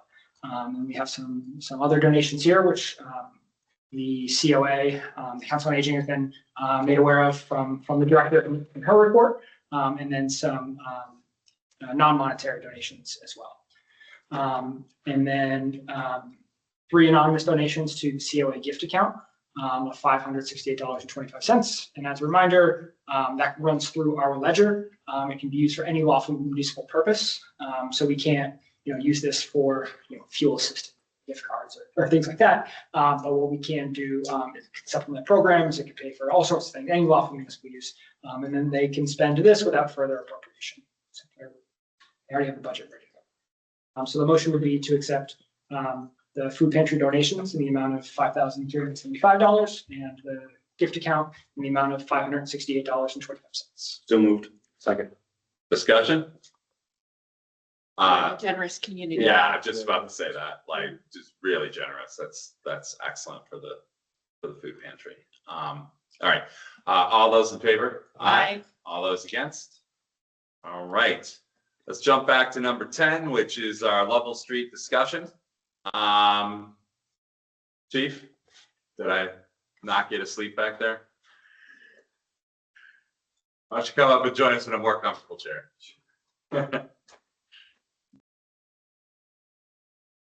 We've got Highway Superintendent John Dudley online as well. All right. I will start off. To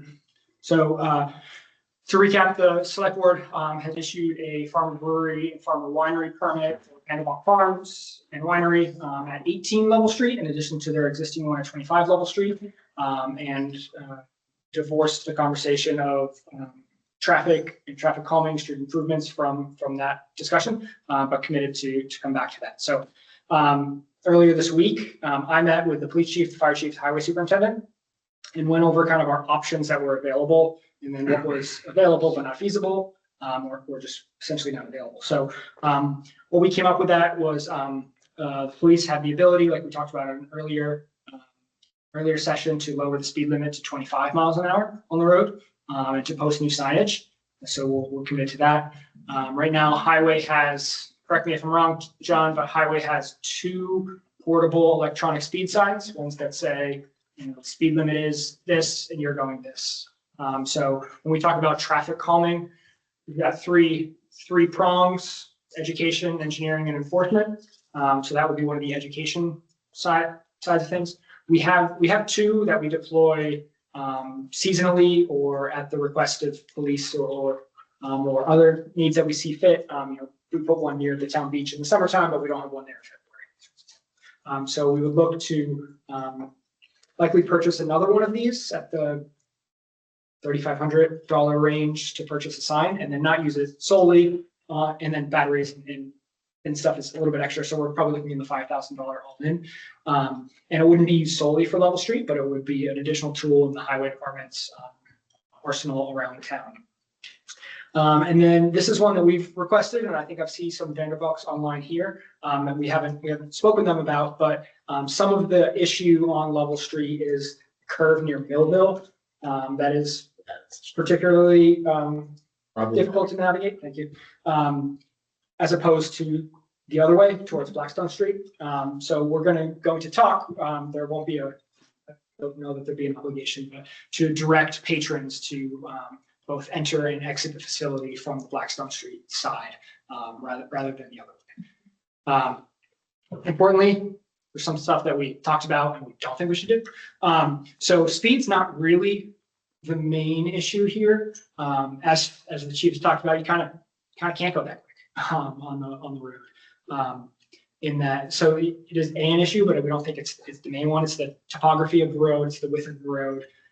So speed humps and bumps don't necessarily produce the traffic calming outcome that we would want, and at the same time make it a little bit more difficult on plowing and snow clearing operations.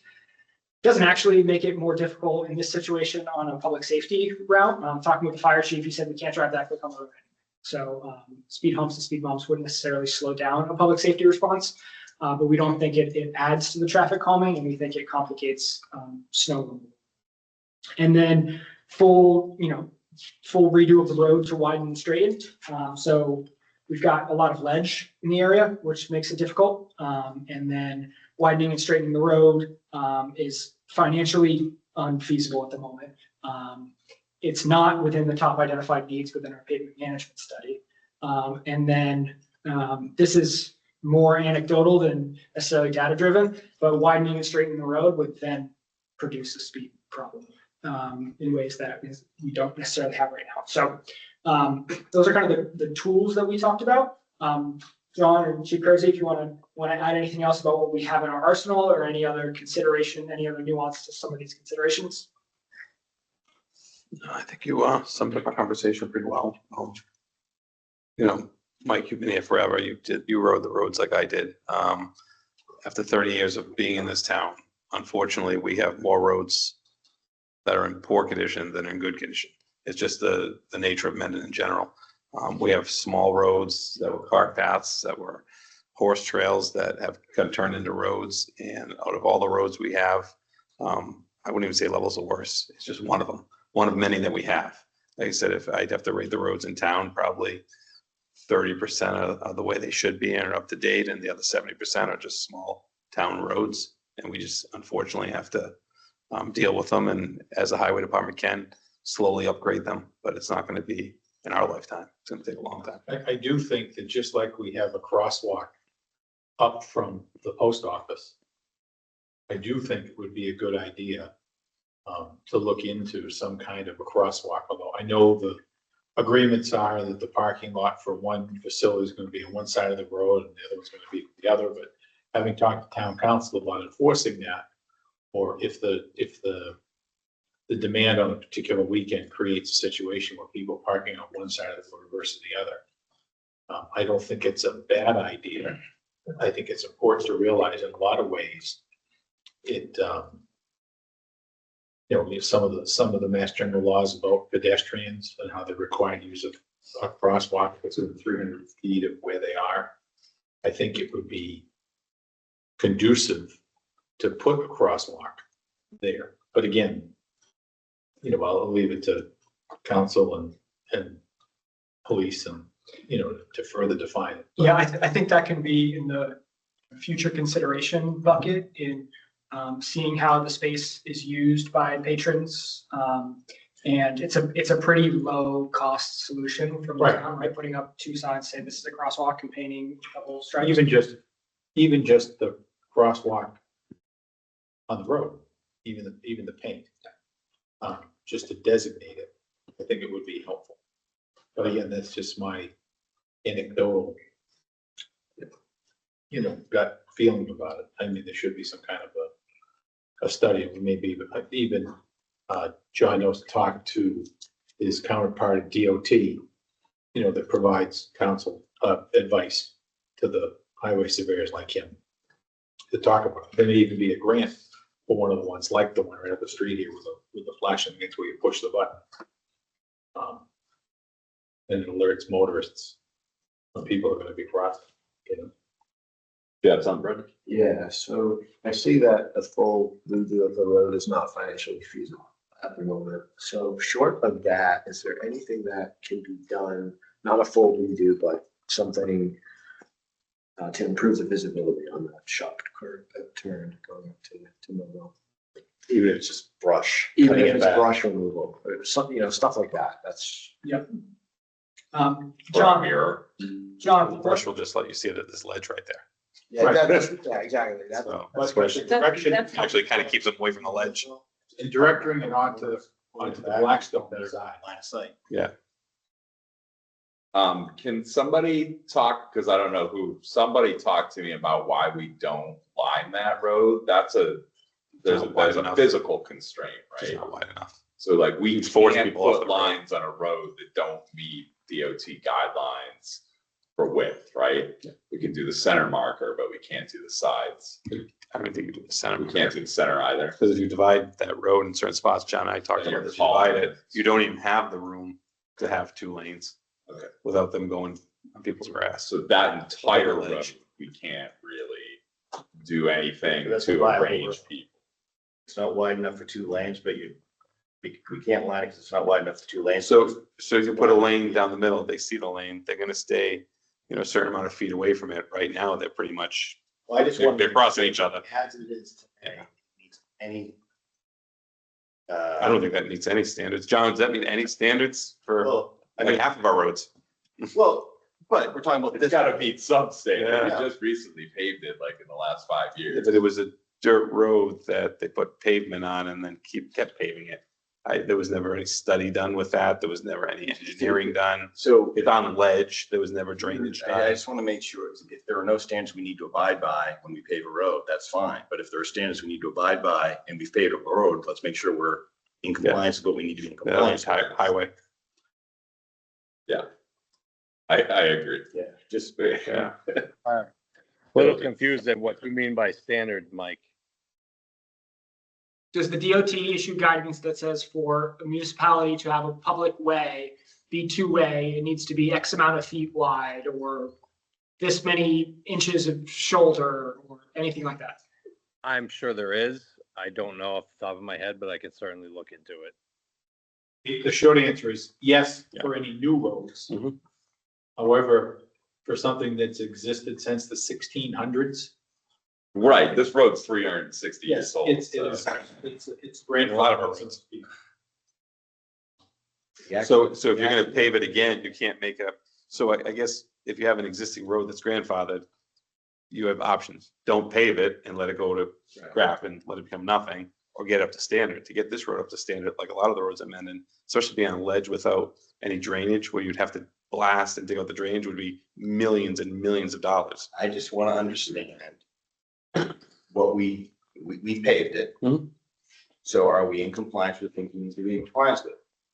If not, then we need to, that's a second question. Yeah. I think the other You're thing, not in compliance with new standards, you're in compliance with what was there. if we can pave and be grandfathered and we're all good to go, that's cool. As is. Not meeting the standard is different than not legally meeting Yeah. some agreement. If there wasn't a standard when it was put in, then you're at whatever standard it was put in through review. So Well, this could be like ADA compliance.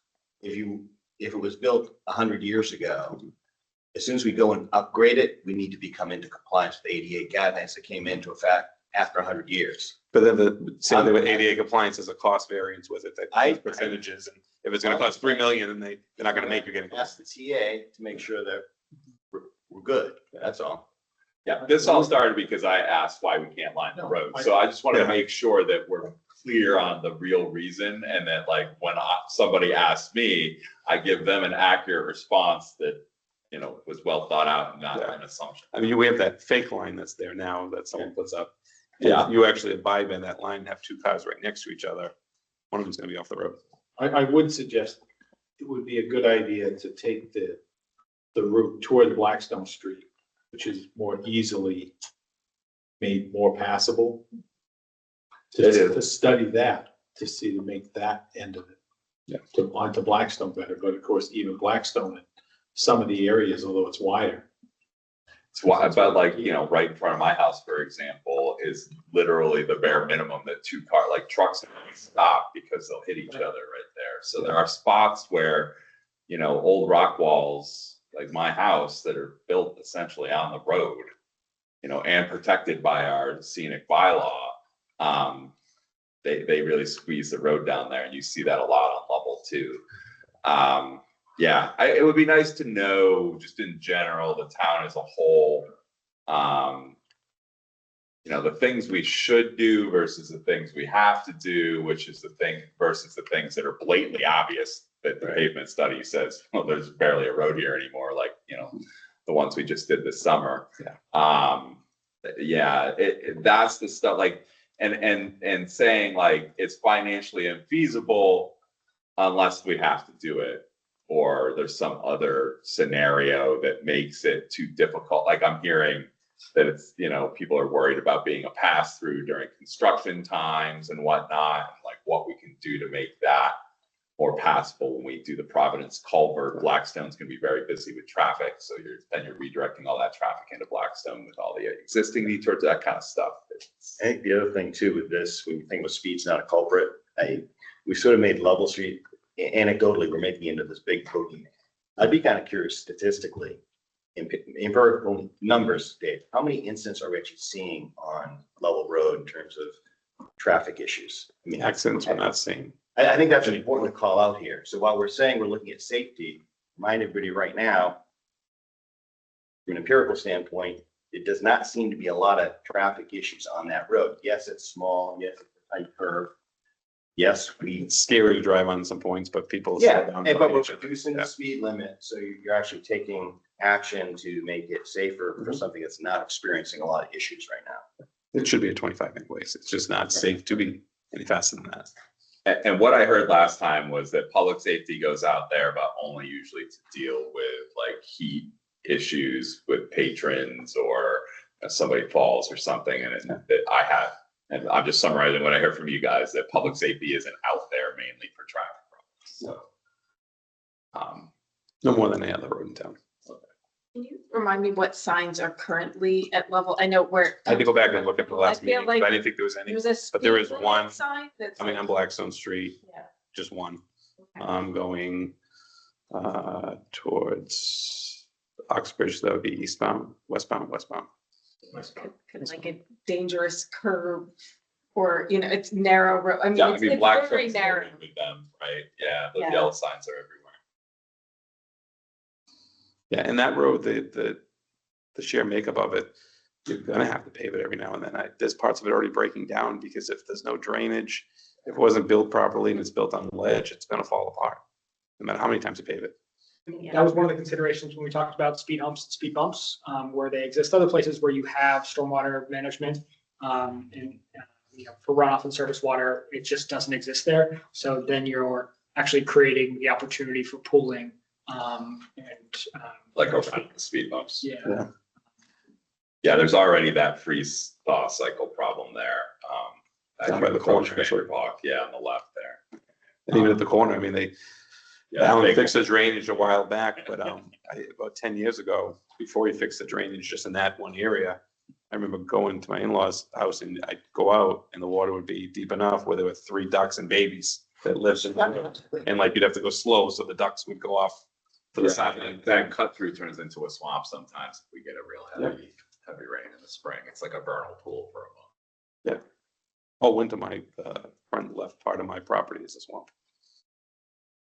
So, all right, so lowering the speed, putting up portable electronic speed signs. So we purchased 2, those actually came from ARPA, right? A while back. I think so. And we're getting a lot of use out of those portable signs. John's been using them. John, you've been moving around and. Yeah, we moved them around. We usually put them up at the Taft Ave by the beach and the park in the summer. And then as we both get complaints from the police department as far as speeding, and then when things pop up on Facebook, we'll move them to that area for a month and a half, 2 months, and then we'll move them somewhere else. And I think if you look at German, I don't know if you did, there might be grant opportunities for that. That we Yeah, so one of the pieces that we looked at was talk about Maya's. So we're on our,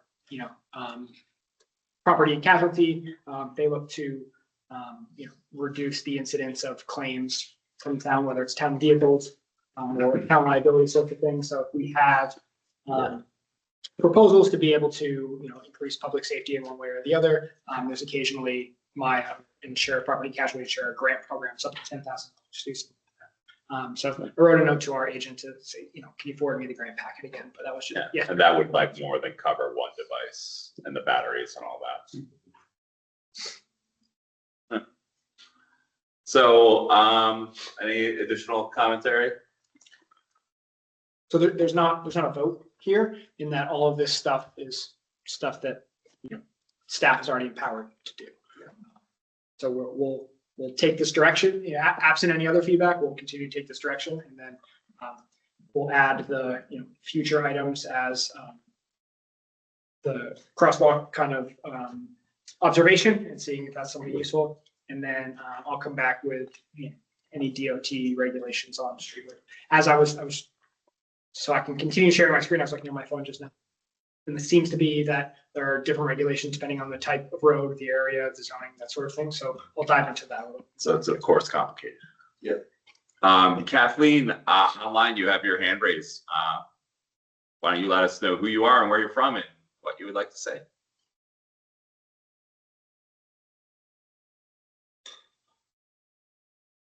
You're speaking, we can't hear you. Maybe you're muted. No, she's not muted. Oh, we don't hear. If you'd like, you can send your comments to bosadmin@mendonma.gov. Or in the chat. Or in the chat. Or in the chat, yeah. We can incorporate it into the record. Yeah. One add on for the crosswalk, so crosswalk and whatever related safety signage goes with it. So like you don't want to have no idea the crosswalk is there and come around the curve and have a crosswalk there. Certainly. Yeah. Do one last thing, because I mentioned it off the cuff and now it's coming back to me in my head. Do those mirrors do anything that, like, are they valuable to put up? And like, if we did that, wouldn't we have to put it on private property? Yeah, and then more for residents to get on the driveways. Okay.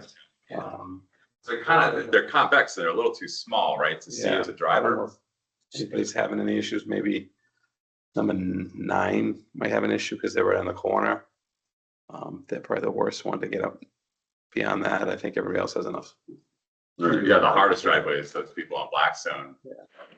That corner that's like a right angle. Yeah, right on. Driveway's right there. All right. So I don't have anything additional. I think we gave lots of things for Jeremy to go off and do. For me to tell other people to do that. So yeah, if there's no additional information, Chief, we appreciate you staying up late with us. Yeah, no problem. Have a good night. You too. Don, thank you very much. Appreciate your time. Good job out there keeping our streets nice and clean. We appreciate it. Yeah. Yeah, well, we'll see what happens Sunday. Yeah, we'll see. Anywhere's from 1 to 12 inches of snow. It'll be good. No, good, I heard 1 to 850, and it could start Saturday. Could start Monday. Who knows? Thanks. Be safe out there. All right. See ya. All right. Personnel policy approval. Personnel policy review and approval. All right, so you can see I'm pretty Spartan with the presentation layouts, but there won't be a vote tonight because we need to incorporate some of this feedback and get your we can get your feedback on this feedback, and then we'll. So circulated this to department heads. I'll talk about this in my town administrator report, but we had a department head meeting on some other stuff today, and that's what I gave folks the deadline of getting it back to me today.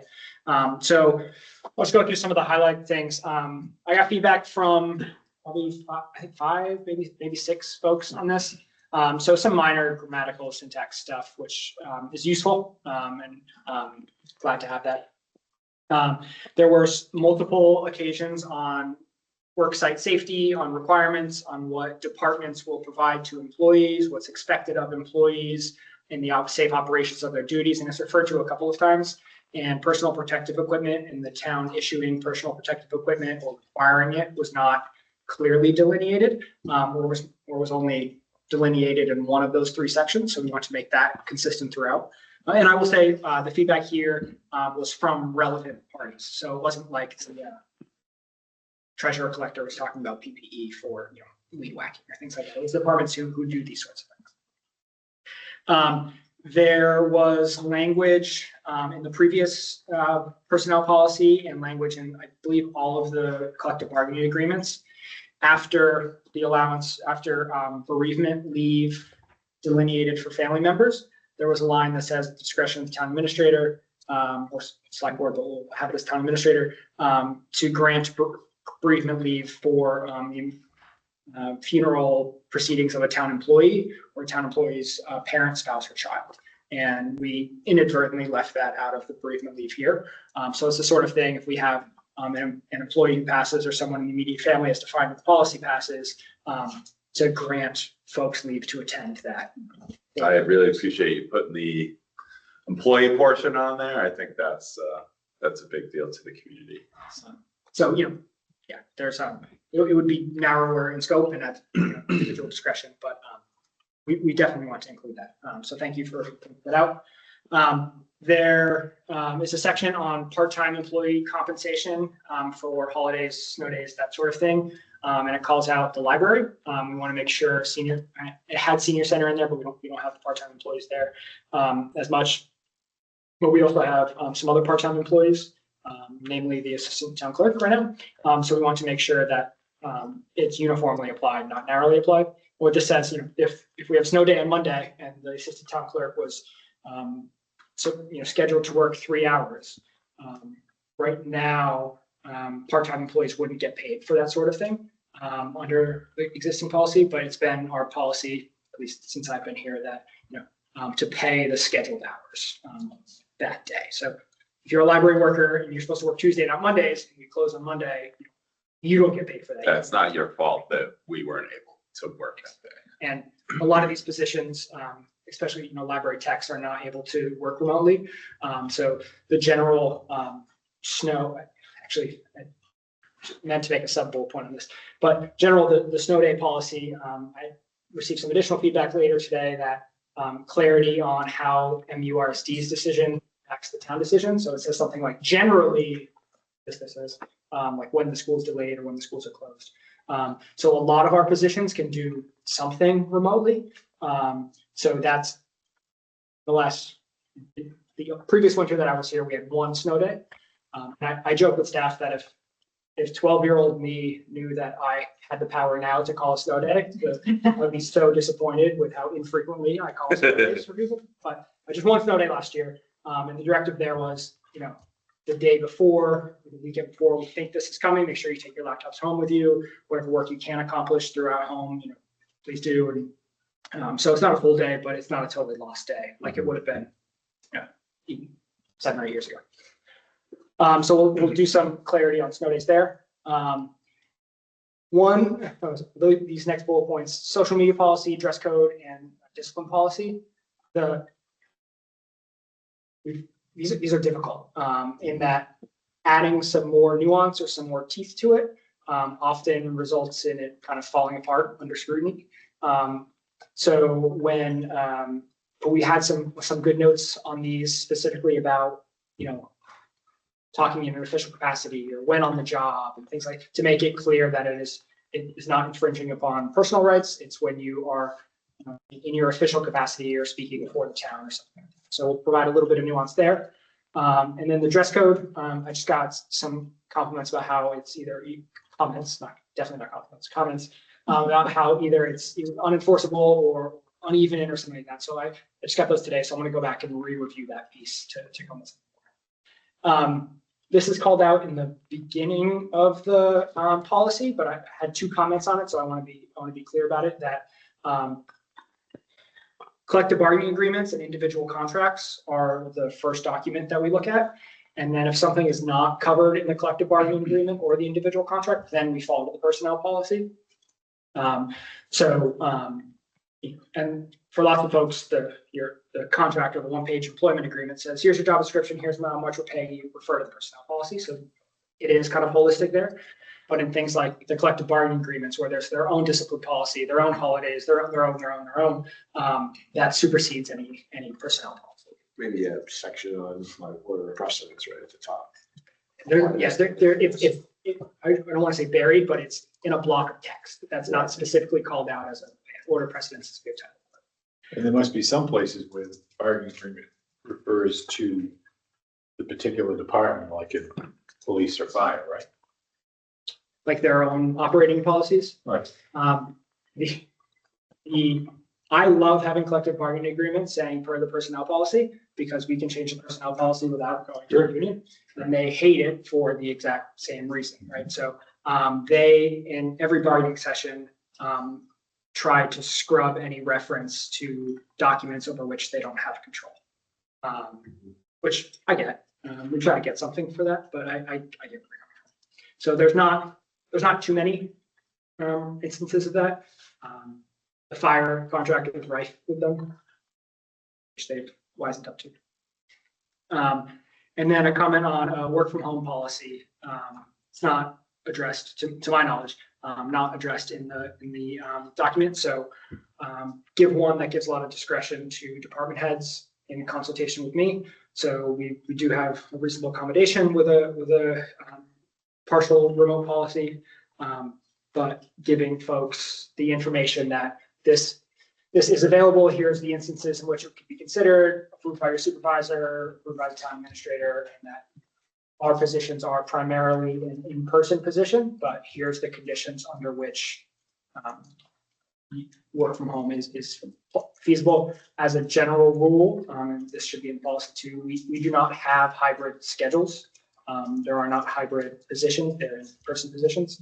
So making that clear here, and then making clear what the exceptions to that. Do you have an example of the exceptions? I mean, I do it when I have, contractors or something coming to my house, and I have 3 or 4 Teams meetings or something like that, and I'm like, hey, I can get more done if I'm home today, and I take this hour in the afternoon. Your kids have a snow day, you don't have a babysitter.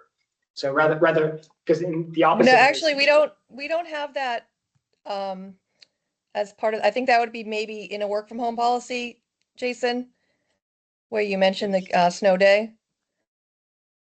Yeah, so he's saying if you're Saying if we didn't have a snow day, but you lived in a town that did have a snow day, Right. and you have to take care of your kids that day, it seems like a reasonable request to work. Oh, yeah, no, I absolutely agree. We had an employee recently, Uxbridge schools were closed last week, and their child goes to the Christian school in Uxbridge. So they worked from home that day. So I think it's more on an as needed basis as opposed to. Department has. Yeah. Like I worked from home yesterday afternoon, but that was for another reason. And yeah, the type of work is important too. Not all work can be accomplished from home. That's what. So we're not going to be delineate, you can do it these days, not these days. We're going to give discretion. And I say to folks a lot when these things come up is I treat everyone like adults and professionals until there's a reason not to. And I want to make sure the policy is. Yeah, I agree. I think that's the right approach. Thank you. So these are the things we'll put in. I want to see if the board had any.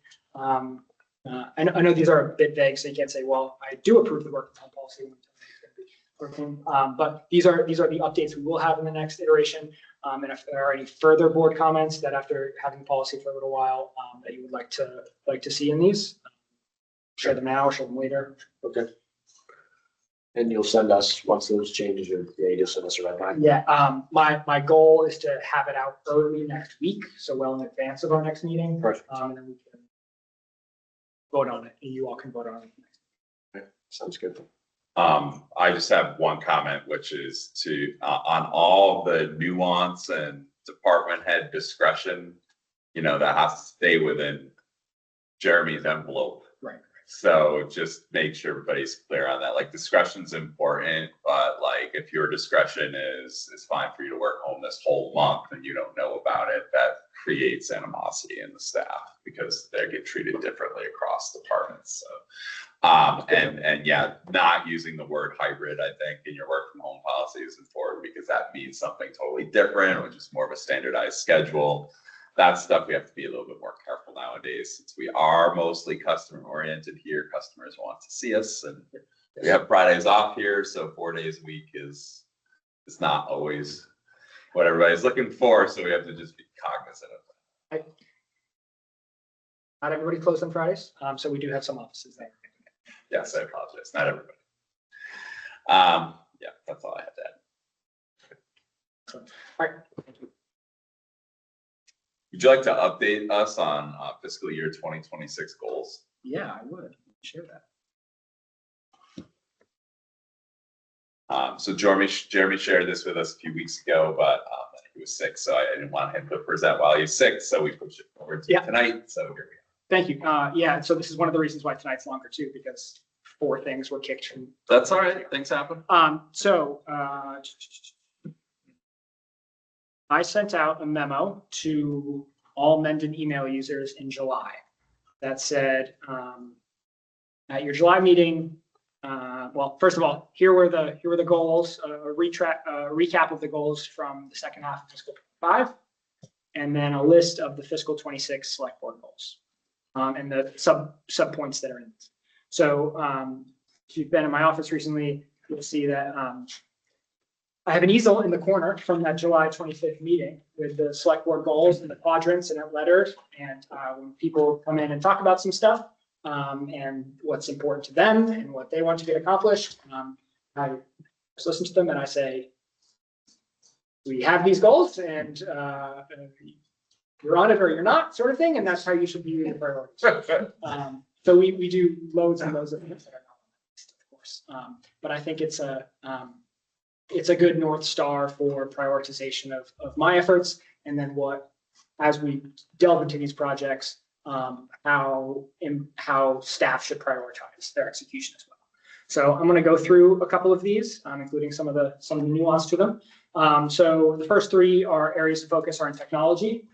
So IT procurement, actively underway, should have a procurement document out next week or first week of February. Reminder, our IT contract is up at the end of this fiscal year. So whether it was a goal or not, we were going to be re-procuring that, but doing it in a competitive way on the correct state contract. And that procurement would be for another 3 years? Yeah. Okay. Yep, that would be IT hardware inventory for replacement planning. So I've asked for this a couple times and I've gotten piecemeal reports back. So being a little more forceful with our vendor about getting an inventory of everything, which is something they say they have. So it shouldn't be that difficult. But then tying that in with capital planning. So our first capital planning cycle, I'll talk about this in my report, but first capital planning meeting is February the 5th for this budget cycle. Technology stack optimization. So this is making sure we're not paying for duplicative services, making sure we're getting the full weight out of services that we are paying for. So the big push here has been with OpenGov. So Mike Goddard's done a lot of work with Dylan Lindholm on town planner and Katie most recently on select board online permitting. So that's the beginning of that. We have a lot of conversations with Highway about how their current technology can talk to each other or talk to somebody else's. So that's kind of just beginning. A lot on finance, and that's more focused on me, not on some other folks. So multi-year budget planning. So that was the foundation of our negotiation discussions. Make this bigger, I just looked up at the screen. That was the foundation of our collective bargaining discussions. So it will be part of our budget presentations. So we have a 5-year revenue forecast and then kind of a rough 5-year expenditure one, which has even changed since I initially wrote it, but that's part of it being a forecast. It needs to, be updated as we get further information. Senior center debt exclusion planning. Abacus was doing the kind of alternative analysis away from North Ave and say, how does this comport with the North Ave project. The last piece of that was their cost estimating piece, which really drives a lot of it. And I believe I said at this board, Abacus is using the same cost estimating firm as the architect did. So we have as apples to apples of a comparison as we can. And that cost estimator will also escalate the North Ave estimate. So we have a same year. It'll bring all that material cost and everything up to date. Yeah. Okay. So, of course, if we say, do we want to build a new center in $2027 versus $2024, that doesn't work. So I had wanted to, I had hoped to get it either for this presentation or for February 5th for capital planning. Not sure if that's going to happen or not, but I'll keep the board updated. But getting that debt exclusion planning and what's the next step when, do we want to ask voters for an exclusion again? Do we want to ask for the same exclusion, a different project? That's going to carry into fiscal 27 is my anticipation.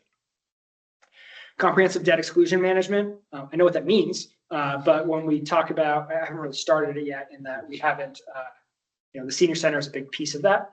But what this means is when we see debt continuing to fall off, I don't have it here, but in the 2030, I think fiscal 2030, 2031, when we see large pieces of debt fall off, that marginal tax increase that we used to pay for that debt service is going to go away.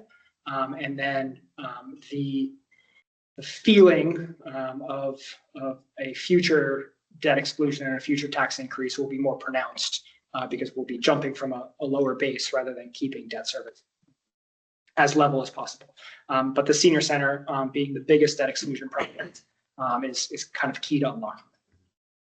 Debt within the levy, I said failed, and Mike Goddard tried to be a bit more kind and said, and actually failed, which kind of changed it. But I talked about getting Providence Street culvert debt within Prop 2.5 to be able to create a space within the operating budget that doesn't require a yearly tax increase, that doesn't require a voter referendum to be able to issue debt. It's one of the things that talk about in kind of the public finance space, even back in my Fitch, my bond rating days, is you don't want to let that debt capacity go away because it gets eaten up by other stuff and then you can't continue to do these projects. And so we've, as a community, have passed that. There's no capacity with them. So looking at fiscal 27, we prioritized executing our compensation classification study and some other things within the levy and not asking for any additional tax dollars to do existing structures. And then if we're going to ask for additional tax dollars to make that for additive supplies or additive services. It may end up being because the small bridge grant program has increased their maximum award from $500,000 to $1 million. And we applied the week before last or last week, I forget, for a $970,000 grant. So if that's the case, and we use the $400,000 that have already been appropriated from free cash, the $216,000 that we have from grants from DOT and Department of Ecological Restoration, and the roughly $535,000 that we have in capital stabilization, that there would be an instance where we didn't have to pay for this project. I will say we may not have a determination on the grant by the time the town meeting warrant is finalized. So I will explain this 6 ways to Sunday, but there's likely There's got to be a warrant item regardless. There will likely be a warrant article that says, please authorize this debt. And we go to the ballot and say, please authorize this debt. And then we may not end up using the debt. But what I don't want to happen is we get past town meeting, we get into the construction season where we want to award a bid. We don't have our grant, and now we're so it's kind of that joke about three-handed economist on this hand, but on the other hand. So there's a little bit of moving pieces to this, but I think we can explain the nuance. Can you just explain my thinking on this one? I glossed over it. Yeah, no, I see failed, and I kind of disagree with this. I think from a goal standpoint, to me, this is an operating principle that I think we'll probably see in our financial management policies about the idea of including debt into the levy as opposed to always going for an capital override. And we actually have an example where we've done this in terms of the VVT roof. That's going to be part of the appropriations within the levy, not the debt we could have chosen to go to. So I thought failed was a little harsh in the sense that particular idea, hey, maybe we could do the culvert. Yeah, we didn't do that one, but one, we are actively executing against the principle. And I think the way we plan to execute the culvert is even better than this, right? It doesn't require debt in any capacity, right? We're using a grant that is possibly doubled in size. I'm just colorblind. I just don't, and I know it's red, so they just think that. And you're about to go to the next line item, which was done with inside the levy and had a big benefit and was a big payout. Certainly. So, I mean, there's success there, even if it's not within the total principle. So I'm really, really pleased with the execution of the compensation classification study. So there are 2 MOAs to be voted on at a later executive session tonight for fire and highway. We have an agreed upon MOA with the police union. It's at the stage where our lawyer writes it up and we provide feedback. Actually, we think what we agreed to is this tweak, and then we send it over there. It's a little bit of a back and forth, but in principle, we have all the tenants of an agreement with the police union as well. And we have 2 dates to sit down with the 1 remaining union at the end of January, beginning of February. Begin circulating individual contracts.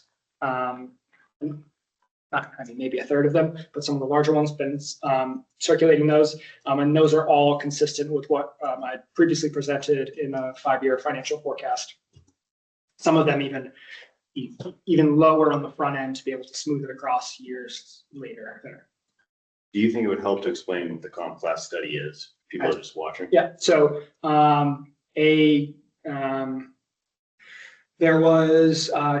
were 2-year collective bargaining agreements for fiscals 25 and 26 with the express promise from the select board to execute a compensation and classification study to determine both internal and external parity in terms of job descriptions and salary with surrounding communities. So it was a survey done by the Collins Center at UMass Boston that looked at 13 surrounding communities and then looked at created various grades within our organization for individual positions, and then looking at the salary range for those 13 other communities, what a competitive range would be for our positions.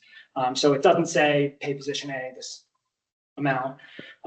It gives a range which does not put us at the top of the range. That was never the goal. The ranges are really useful for creating steps to say, if it's $25 to $40 an hour, we don't want everybody making $40 an hour. We're not going to recruit at $40 an hour. We're going to recruit at the 25 to 28, whatever. And that was a completely independent analysis. We set the parameters, but then the input of the analysis was done by consultants. So executing against that strategy was important. 1, to keep the promise of the board to the employees, but 2, to make sure that we continue to exist as a competitive employer in the space in which we function. Next focus area on communication. So department head involvement in goal setting. So I have been very consistently having one-on-one monthly meetings with department heads, and I had one with the town clerk that was an hour and a half yesterday, and I had one with the treasurer collector, which was 6 minutes in the hallway today, right? So they vary widely, based on what's going on in that office. It's not always that quick with the treasurer collector, but it's not always that long with the town clerk. But so they vary widely. They've been really useful in just not letting the little things fester. Like, hey, I was going to email you about this, but it didn't. It's been awesome. So we've talked about these goals. We've talked about last year's goals. We've talked about their goals. And so that's ongoing. Communication to other committees on relevant topics. So we started to do that, and we've narrowly executed that specifically with the Agricultural Commission, Finance Committee, and the General Bylaw Review Committee. Came up again tonight too, interestingly. About yeah, because Mike brought it up around the park. How can we do a better job of getting parks essentially hooked into other committees? So it's interesting how that comes up in different angles. I don't know that anybody has a grand solution for it. I think providing directive from this board, specifically, whether it's a vote or just general directive, that, hey, we think this is a great thing for agricultural community to work on. Or we'd like to know what so-and-so's feedback is. Even if it's not, every month we're giving these directives if it's more organic. I think having that lens is helpful. Does the board think it's worthwhile to have some sort of future discussion about direction across all committees that select board has review over? Would we treat it like a commercial organization where the goals flow down from, so we set these overarching goals and we have to go down to committees? Yeah. I think there's always this question about what the select board wants, and then we don't answer them. God, honestly. If I could just bring it up, we've talked about this off and on for several years, is the whole idea of a community compact. You know, we actually have quarterly meetings or where we invite people from all the different boards. It's the next talk about Jeremy, you do, you know, those who want to come. Yeah, so I mean, you're going to talk about that in a minute, but I just sent myself a note to take that on to do that before the end of my tenure here in May. See if I can get as chair. I did say as chair. I'll call, you know, it's election season. You never know. But yeah, I agree. That's something we've been talking about for a while, and I could certainly run a meeting. So I thought one of the better meetings that we attended last year was one with a bunch of boards on that school committee meeting. It was really neat to watch all those people talk together. So it was a lot. I'm sure it was a lot for the moderator, but we should give it a shot. So we'll get that done in the next few months. I think what happens after that is another story. But I do like the concept of, yeah, providing some direction for boards who link directly to the select board when we haven't previously done so. I think it's maybe worth putting some of those agenda items on future events to say, like, okay, tonight we're going to talk about this committee and where we believe it should go, and give some direction based on our kind of select board goals. Didn't we kind of talk about that as part of the revitalization and reviewed committees, that those committees actually sort of like, what do you think you're doing? Or what are you doing with charters? Yeah. And if you don't, do you have a perspective on what it should be to bring to the board? And have that discussion. Some of these committees might not know they have charters or might not have. I think most likely do. Most don't, yeah. The ones I've talked to. So back to direction, if we can direct them to do stuff like generate a charter. And so I think, so before I held one-on-one department head meetings, I held, you know, a department head meeting and said, I am going to do this. Here's what I hope to accomplish in each of those meetings. Here's my expectation. So I think before the board, a big all select board. So before you start to bring in 2 and 3 committees a meeting to say, you know, here's what we want you to do here, to have the next point, which is explore holding an annual board and committee. Right, so that just flips it. Do that first, talk about it, get the feedback, go out and direct the committees over the course of 6 to 12 months, ensure those discussions are there, ensure they're invited so they can come to the discussions instead of hearing about it later, that kind of stuff. Not that I was involved, but anecdote on this is that having structure to that meeting and running the meeting from a select board perspective is important. I don't think it should be, so what do you guys need from us? What do you guys want? No, I agree. We have an employee here who's a member of a committee in another community. And the select board recently had a department head meeting where they brought in everybody and said, you know, what do you think we could do better? What do you need from us?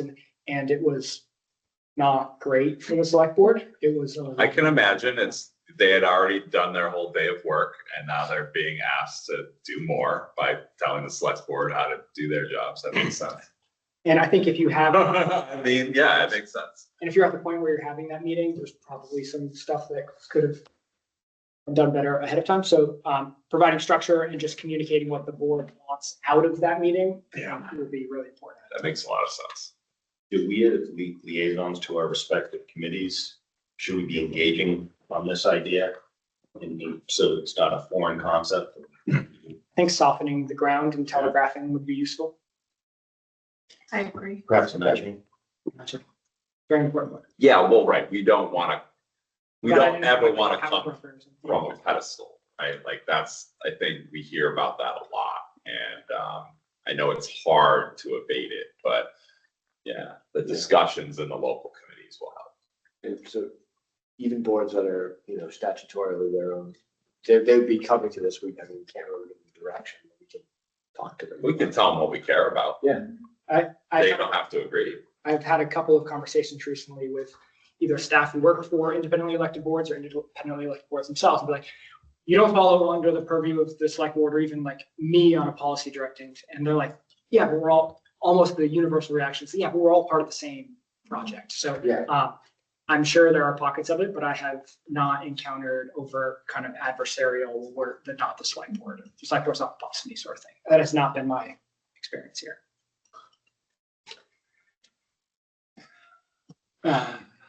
All right. It may have been somebody else's, but it's not. So create a town mission statement. This is our fault as well. Elaine and I just talked about this, but yeah, I'd like some direction here. Specific, town government mission statement, town resident mission statement, how, our mission statement is to efficiently and fairly deliver town services to residents. Like that's kind of how we. Sounds like a mission statement. But yeah, so but is that, yeah, no, enough is fun. Right. This just for the 1.5 people listening online. This is something that came out of the Connect 351 last year. And the goal setting meeting. And the goal setting meetings. The pyramid diagram that you. I've been thinking about it a lot, and over the course of this year, there's like some general things that come up over and over again about how we want to do things. And I think this is more of a we again need to seed some agendas with some pre-thought, not like asking the board, what do you want to do, but some pre-thought out mission statements that we can talk about, see if they fit what we're thinking. Yeah, there are towns who have done this that we can sort of harvest those examples and say well, rework. Yeah, but we had looked at Franklin and in Andover, who I thought had really concise mission statements, and then 3 or 4 kind of sub points about stuff that is not necessarily universally applicable. Maybe well, like our core values, right?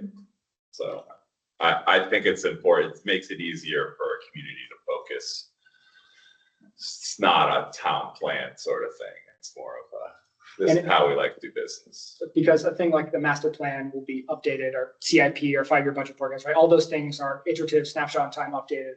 You don't want to go back and revise your town mission statement on a regular basis. You want that to survive all sorts of iterations. But yeah, one of my favorite jokes is about in local government, we like R&D, which stands for rip off and duplicate. Because if somebody else has done it well, why are we trying to figure out how to do it? It's always easy to start with something and from nothing. Next focused area on land use. So comprehensive real estate planning. The town planner and I have had some discussions on that, but they've really taken off on the permitting piece. And that's taken up a lot of the non-planning time. So that hasn't been prioritized, but it's still something we talk about. So more to come on that one. And those are the main goals, but we also had some sub points that we said are, are things we should be working towards. So codifying town administrator boards talk and give you feedback once, and at the next meeting I'll incorporate that feedback and give to you ahead of GPR, ahead of the General Bylaw Review Committee. The holistic committee and commission assessment, which is something that we brought up before here. I think it's serial to some of the other discussions we've had on committees and communication. Create and utilize a town intranet. We've done a little bit of that on the HR side. Harper's is our third-party payroll vendor, and we've recently begun to utilize their onboarding tools there, which has reduced the paperwork. So something that is absolutely not unique or specific to Mendon, is that we have a paper application that you have to print off and fill in by hand, and trying to write it. It's really silly. My past 3 or 4 government jobs, I've done that. But it's kind of unheard of in the private sector where you would have to do something like that. So we're fill out a paper by hand. So my last 3 jobs. So we've begun to move away from that, not on the intranet, but on a payroll side, but we'll still use the intranet for things like benefits. We'll put the employee policy on the personnel policy, things like that. ADA self-evaluation and transition plan. So we received, it's actually a $65,200 grant. And we had our kickoff meeting this morning with our consultants and all our department heads. Both this building and the annex, the red building next door, have been assessed. They were here for a few hours this afternoon. This is the money to do the plan? This is the money to do the plan. Okay. I've asked 4 or 5 times, we can have this plan by June 30th, right? And they are very, very much committed to that. So then having this plan then unlocks our ability to apply for capital grants through the Massachusetts Office of Disability. I'll get more into this when we have the plan and I'll present it. But just, this was a concern of a lot of department heads. Just because we get the plan back and says, here are things that are out of compliance, does not create the obligation for us to fix that tomorrow, especially when it's not financially viable, right? So, but having the plan is important for us to be able to chip off things yearly, to be able to get the low hanging fruit, to open opportunities for grants elsewhere. So that literally got started today. Town hall renovation. Wait, before you go on. Yep. Thanks. Yeah. Thank you for taking that on. I know that's a you initiative, and the town will appreciate it long term. Yeah, that was something I tried to apply through the community compact grant last year, and that money went in just a couple of weeks and weren't able to.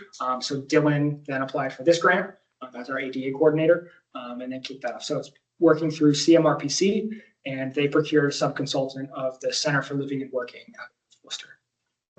Great. Town hall renovation completion, that's now a little bit subservient to ADA self-evaluation transition plan. So we're gonna get that before we go ahead and start making any changes here. Comprehensive internal calendar, not started, but we've got a newsletter that's going to be coming out in February. So we're hopeful to have some of those dates and events on there, and perhaps the Mendon Commons can have a community event calendar that is more than just select board meeting, conservation commission meetings. That has the real interesting community stuff. Yeah. So, increasing purchasing oversight. So this again is a pet project of mine because we don't have purchase orders. So this is something that I've slowly like rolled to department heads. Like this is coming. Here's my expectations. There have been a couple of tense conversations on the purchasing requirements, which end up sounding like me trying to impose things when it's just me adhering to things, right? So we're steering in that direction. Regular review of the organizational study and the goal implementation. So this is the review. And then improved succession planning. This is always going to be difficult when you don't have a bench. But the two assistants that we've hired recently, I want to call that out specifically. So Brianna Bellin and Rory Crisfield in the treasurer collector and the town clerk's office. It says municipal clerk here because that was Rory's title. Have been excellent. Both of their department heads can't say enough good things about them. So we're on the right track here. And then public safety, specifically in police, right? There's really defined hierarchy between patrol, corporal, sergeant, lieutenant, chief.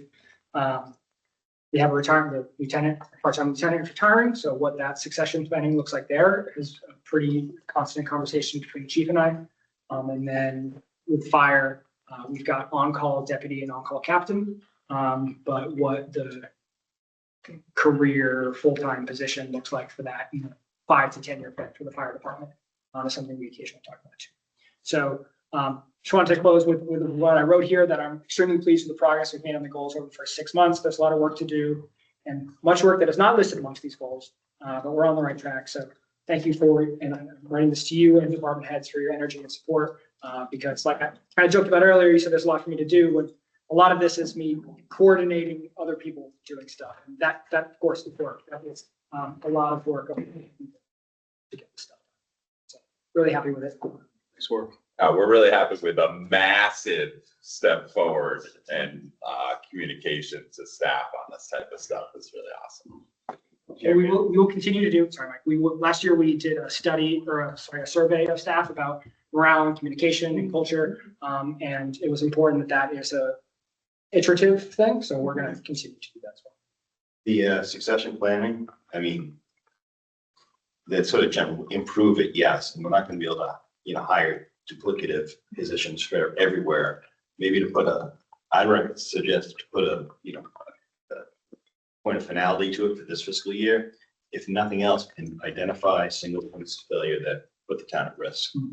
Just to sort of, we understand where those points are, we can then start to figure out how do we address them, but identifying those spots are probably a good place to That's land it. That's an achievable goal. Sure is, measurable.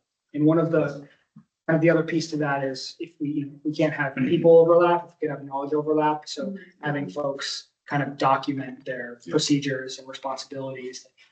Yes, the conservation agent has a job description. This is what a conservation agent does.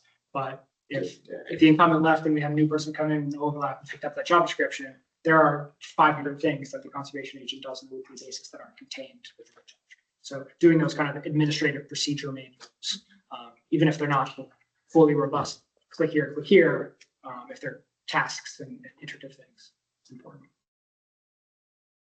All right. Well, that was a good one. Thank you. Budget schedule. Number 15. So, I'd like to get budget meetings scheduled in early to mid February. I had a deadline of last week to get budget back from all department heads, and I got most of them. So I will be through my kind of compilation and initial analysis by the end of next week, and have department head meetings kind of on a rolling basis, either next week and the first week of February. I've talked with FinCom, who I think similar to this board appreciated the joint meetings, in that I should say the department heads and myself appreciated the joint meetings, so we didn't have to do it twice. But I think it worked really well last year, and I'd like to continue that. FinCom has historically met on Mondays, I believe. I'll have to check that, but they like Mondays. So they've met on Mondays. They have suggested, and I think it's a good idea, of the symbolic nature of select board meeting on a Monday to start off with FinCom rather than have FinCom on Wednesday. FinCom will come on Wednesdays, but if we can also have a Monday meeting to meet their cadence. Are you talking like the 2nd or the 9th? The 9th. Okay, because you had mentioned you want to have that meeting on the 5th, right, with capital. So I'm going to do capital planning on the 5th. Yep. And then I'm going to probably need that first week of February to meet with department heads to go over their submissions. So it's similar to last year, but I'm trying to be a little bit more robust in the additive thing. So I didn't do, one of the budgets not turned in yet is the select board budget, but who does that one? So once I enter everybody else's, then I'll go through. Just trying to share. So this is the document that has been circulated to all the department heads. So what we see, so, what you would expect on this. And then we have adopted budgets from the prior years. And when we sit down and have these meetings, I bring in the budget status report on actuals from both 24, 25, and a year to date on 26. And then what I've asked department heads to do is do a level service budget, and then any additional here.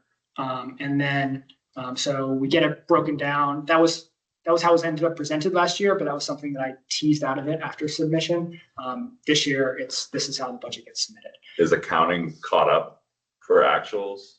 Like I remember like previous years, we had to kind of nudge them to catch up. So with actuals on expenditures, they're really up to date, because as the warrant gets So from the accounting point of view, once we do the paper vouchers with Treasury and those get transmitted to accounting, they get transmitted to accounting through our ledger and then they get posted there.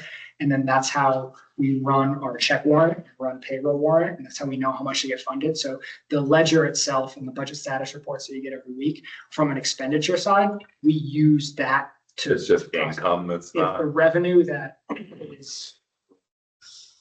So that's why I don't have a Q2. I have my expenditure report flagged here and through my town administrator report. I'll go through some of the highlights, but I don't have the revenue side of things because I need accounting to give me the yes, everything's posted. And that's not always on accounting. Sometimes it's on our department heads. So I'm getting started.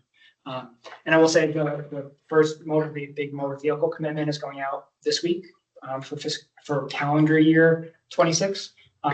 So it's about $1 million. Or $2.5 million local receipts budget. About $1 million of that is going out this week as an amount being requested, not the amount that will necessarily collect. And then property taxes, Q3 property taxes are due February 2nd. So we'll have a better sense after that. But so asking for this additional, and then two other things. This is the same sort of form last year, but I'm really harping on it a bit more this year. Additional request form. So anytime you have anything in this column, it's going to be accompanied by this form. So when we come to these meetings, these will be circulated to you ahead of time, and you're like, why are you asking for additional $5,000 here? We'll already have. I thought that there was a capital planning process for that as well. This is in addition. So or this is just capital. Yeah. Just capital. So this is a. I didn't know, and I'm asking that. Operation. Yeah, so this is, I would like to get, I want to go to, I want to go to my national conference and it's going to be $4,000 for me and my. And that's new this year. And then we've never done that before. Here. If I want, I want to increase hours for my 14-hour-a-week staff to 19-hour-a-week or whatever, that goes in here. Right, so you're asking for a justification form on any net new operational expense. Okay. And so it'll give you insight into what's coming before the meeting starts. Right, we don't have to ask those questions. And then the second part that I've asked for, and folks have all this information in their heads and readily answer it, but getting it to you ahead of time, there's, this adopted budget here is $264,000. So what, this $10,000 is easy, but what are hearings? What does that mean? What supplies are we buying? What meetings and dues are here? Like that sort of stuff. Why is this, Some people flagged that, like you're mentioning, some people have it on the top of their head. Some people actually flagged it in their budgets, with colors. Doesn't matter to Mike, but you can see the shading. That was a good way to call out to the eye that I had to be asking a question on that. But I think if your paper could be flagged, like if there could be this is the rest of the story indicator or something on there. So if someone's got a $750 supply budget, I'm not going to ask for what's in there. But if someone has a $5,000 contracted services, I want 3 bullet points that says this pays for our cleaning service, our exterminator, and our once a year furnace inspection or something. Yeah, the hearings line item is one that sometimes they plan for a lot of hearings. They don't end up having them, and then we don't, or they do have a lot of them, and they just think cost. That's why we cut our budget by 15. So you'd mentioned capital, you'd asked about capital, you mentioned the capital calendar shifted, didn't it? So it's not really aligned to the budget calendar so much now. So we're going to have this meeting because we have in this process, kind of mini process in the spring, because there's free cash available for annual town meeting. And if we do want to fund capital at that point, we want kind of a refresh of the capital project. Right. But totally, and I actually talked to a capital project member this morning about, it will be kind of a summer process to have, recommendations and pull the trigger ready to go for special town meeting once free cash is certified. But I think having them kind of aware, and it also gives the opportunity, right? The library has had a grant to do a rectory feasibility study, and they have that study and they have a subcommittee on that, and they want to be able to bring that and present it to the capital planning committee. Don't necessarily want to. Yeah, so I mean, the capital planning committee is an annual thing, but the calendar we originally saw shifted so that it's not focused on ATM, although you can still have capital purchases for the ATM. It's really targeted, geared more towards the fall STM. Correct. With free cash.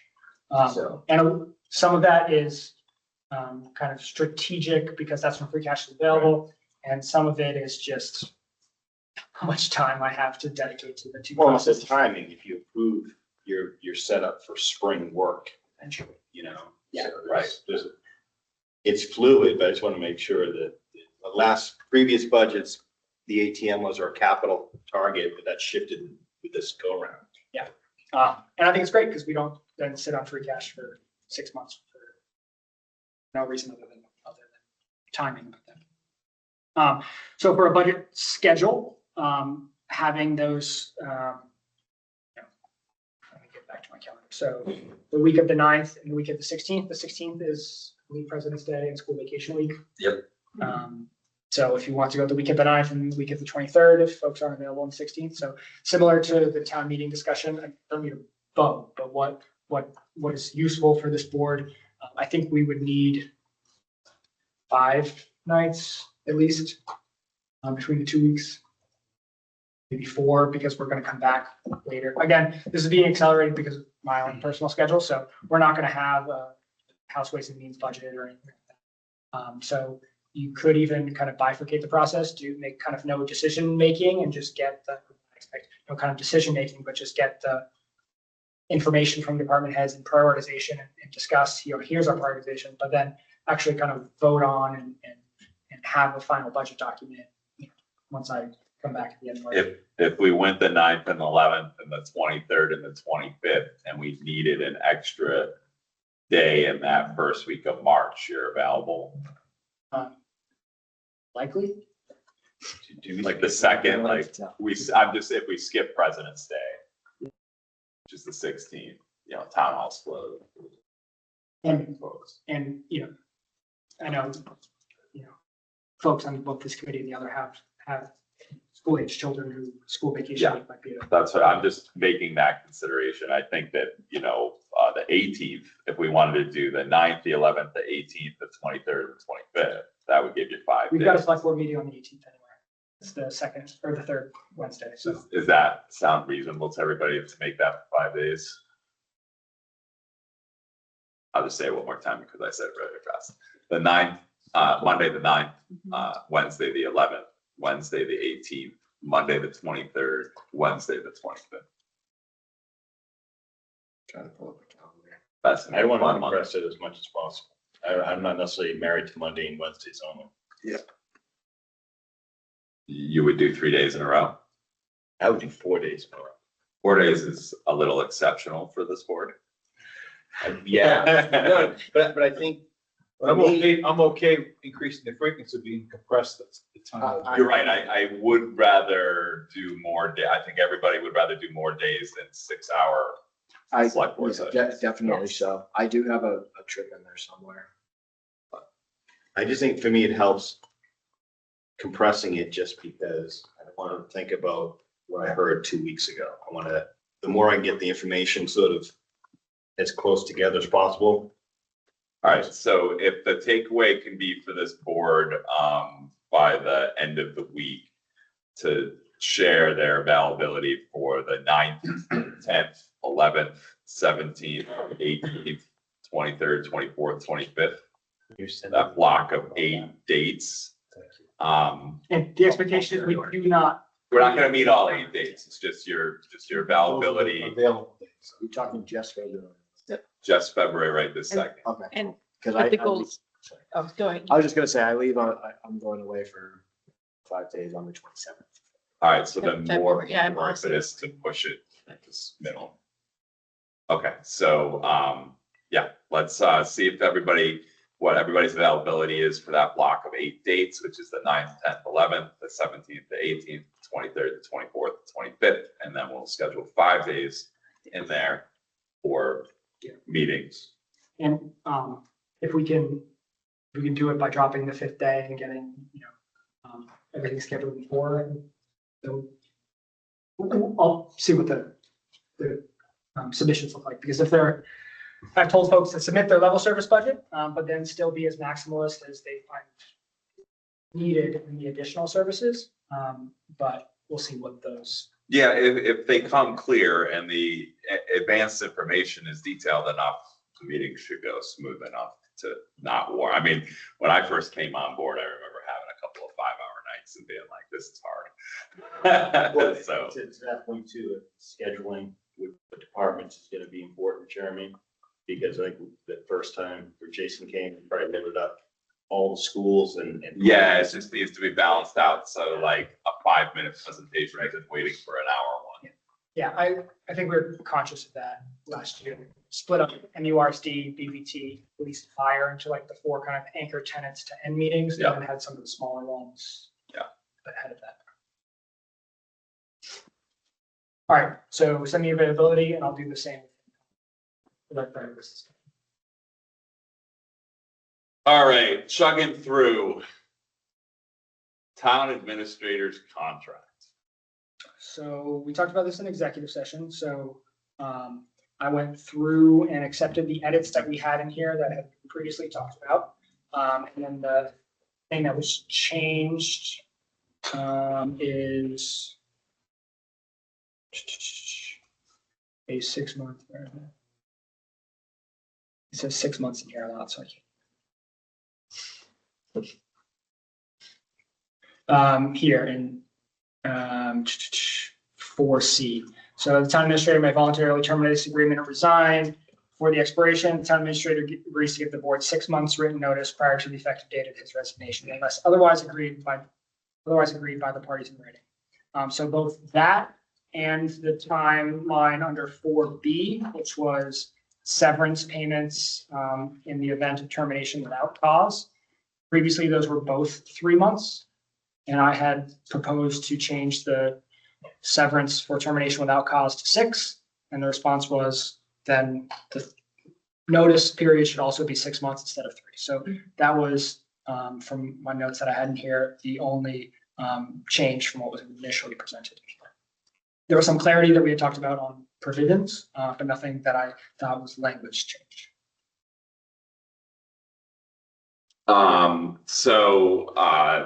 The suggestion here is to, move to approve pending review, legal review. So that's kind of where we're heading. So just to throw that out there. Yeah, Lena. Yeah, minor question. So on the first page where it has the year entered into on the blank day of blank, it looks like 4 was crossed out, but 5 was put in, but shouldn't it be 6? Yep. So I printed that. So my printed version of it that I have. Yours has that fixed. Okay. I didn't notice it until after I printed it. Okay. So are there any thoughts about this? Any resistance? Does anybody want to push that vote for some reason? No. I want to make a motion to approve the TA contract as presented pending town council review. I'll second that. Any discussion? All right, all those in favor? Aye. All those against? Well, TA contract was the easiest thing we did tonight. Thank you. I will send it to, I'll send it to town council and copy the chair. All right, I can't believe you would have more to talk about, but the town administrator report is number 17. Yeah, so, all right. I didn't really do this last week, so I didn't do this at all. So there's a couple of things in here. I'll try to be quick on them. We have an MOA with Millville Fire to provide ALS, advanced life support services. If they don't, been in billing disputes on interpretations of the contract.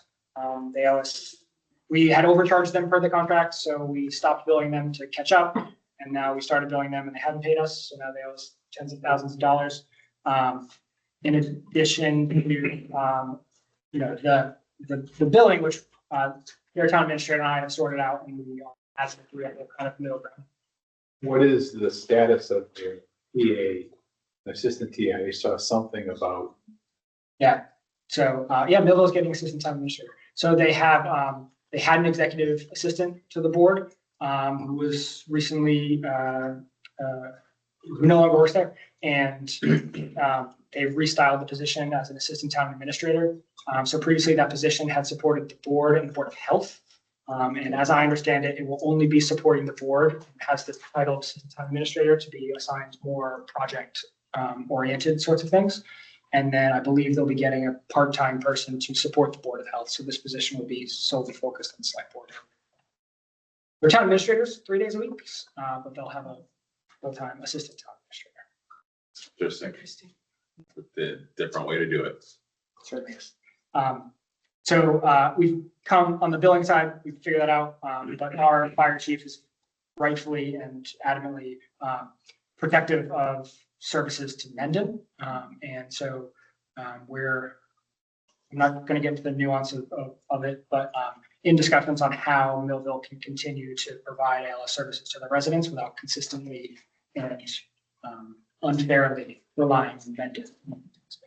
So that is going to change. It has changed on how Millville does it. And they have a plan to get caught up. And so certainly on the billing side, that's kind of the easier piece. They presented the number to their TA, just going through making sure our billing numbers are the same, billing instances are the same, which isn't always the case. But I'm confident, really confident on getting paid for what's happened. It's about what happens going forward.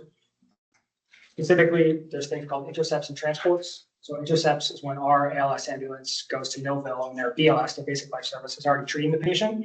And then our paramedic gets out, gets into their ambulance, and both ambulances drive to the hospital. And in that case, the Millville ambulance is who bills the patient, and then we bill Millville. So now we have two kind of collection risks going on. And now we have two ambulances tied up, and we have our paramedics working in a space unfamiliar to them.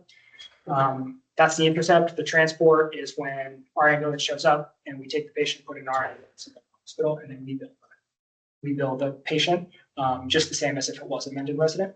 So that's not always the best decision in terms of continuity of care, and it's not always the best decision for the patient, but it's better for us in most circumstances. So what we've communicated is that we would no longer do intercepts when patient care allows it, and we would do transports, but also to a request to remove us from the #1 spot on their run card, and a request for them to find another MOA partner for ALS services. That's too bad. Other communities have multiple ambulances on. That's right. Okay. We have encouraged them to explore partnerships with them rather than. Blackstone and Uxbridge are on both sides. Right. Yep. Their fire chief's contract is not being renewed for fiscal 27. So there's a little bit of influx over there that's made long-term planning difficult from their perspective. From our perspective, we're just not going to do it anymore. It's fine. Still, people are people, and the fire chief is sensitive to that regardless of where they are. July 4th plans. So Joanne Lamoth has come and spoke to this board once before from the Cultural Council about what we need to do or what she would like to see happen from that. I met with the town clerk about this. I plan on putting together a working group of residents, town staff, interested parties about what we're going to do to mark the 250th anniversary. So whether it's reenactments or readings or something like that. So I'm going to put a group together. And if you wish to be involved in that group itself or have suggestions for who you'd like involved in that group, let me know. The Cultural Council does have a smaller grant amount from the state that they've voted to use, I think like half of that to support this endeavor. So we've got a little bit of money to play with. So involving the civics departments at Nipmuc High or Misco is important as well. And then of course the town clerk, we've got a copy of the declaration in her office. So we'll more to come on that, but if you have suggestions on either specifics or folks to involve, or if you'd like to be involved. Snow and ice. I initially talked, or somebody had requested, one of the members had requested an update at this meeting, and long agenda, and I forgot to get on the agenda. So we'll have it at the next meeting. I do have. That was me. I just wanted to make sure that we were all aware of where we were in the cycle of Bull Bridge, which yep. So given all the storms, I assume we're approaching it. Yep, so to remind folks, we've got $194,000 snow and ice removal budget. And this is the one budget in which we're allowed to run a deficit in the current year, so long as we budgeted at least as much this year as we have the year prior. So there are certainly instances, and just over the course of time, the budget will need to be increased to keep it within the world of rationality. I will say Mendon's budget is twice what the city of Attleboro's budget is, so that's, this is a little bit more grounded in reality. So yeah, we were in deficit sometimes before it snowed in Attleboro. So $194,000 broken down between overtime for our staff, contracted services who come in, folks who run other plows, equipment maintenance, so stuff breaks down in an unpredictable way, purchased equipment, so similar to equipment maintenance, and then salt and sand. So of that $194,000, 104 is in salt, or 109 in salt and sand. And in the total budget, we've got about $20-ish thousand left. We just ordered 15 loads of sand or of salt because the salt shed was near empty. So with about $20,000 left and an pending storm this Sunday and perhaps later next week, there will likely be the request to go into deficit in this account. The salt the amount of salt that we have once we fill the shed should get us through the end of the season. But then once we start to tick down on everything else on overtime and contracted services, the 194 will likely go into deficit. So we'll have the highway superintendent here at the next meeting to kind of give a debrief of what happened this past storm and where it's at going forward. And he didn't mention it, but I will. He had a pre-planned family time away this weekend, so he was not here this weekend. Checked in with me and the foreman on Saturday evening, Sunday morning, and said, "Come back. How are you? Do you want me to come back and do this, or are you confident on it?" So he goes, "No, we got it." So they were in conversation the whole time, but the highway superintendent was not here, and the foreman performed admirably. The roads were in great shape. No issues that had anything, some breakdowns and things like that, but all the routes got done. But I will say, speaking with him, he goes, "I understand why we have somebody running the operation rather than also plowing at the same time. It is a huge lift, but the staff did an excellent job this past weekend. So thank you, Pete, and everybody at the highway. Oh, that's awesome. Financial policies are something that we said in December of 2024 that I would have in fiscal 2025. And that just continues to be in draft form and other stuff. So it's on my radar, and I kind of eat away at small pieces of it when I have time. But I just didn't want you to think it's off my radar. It's something that's still being slowly.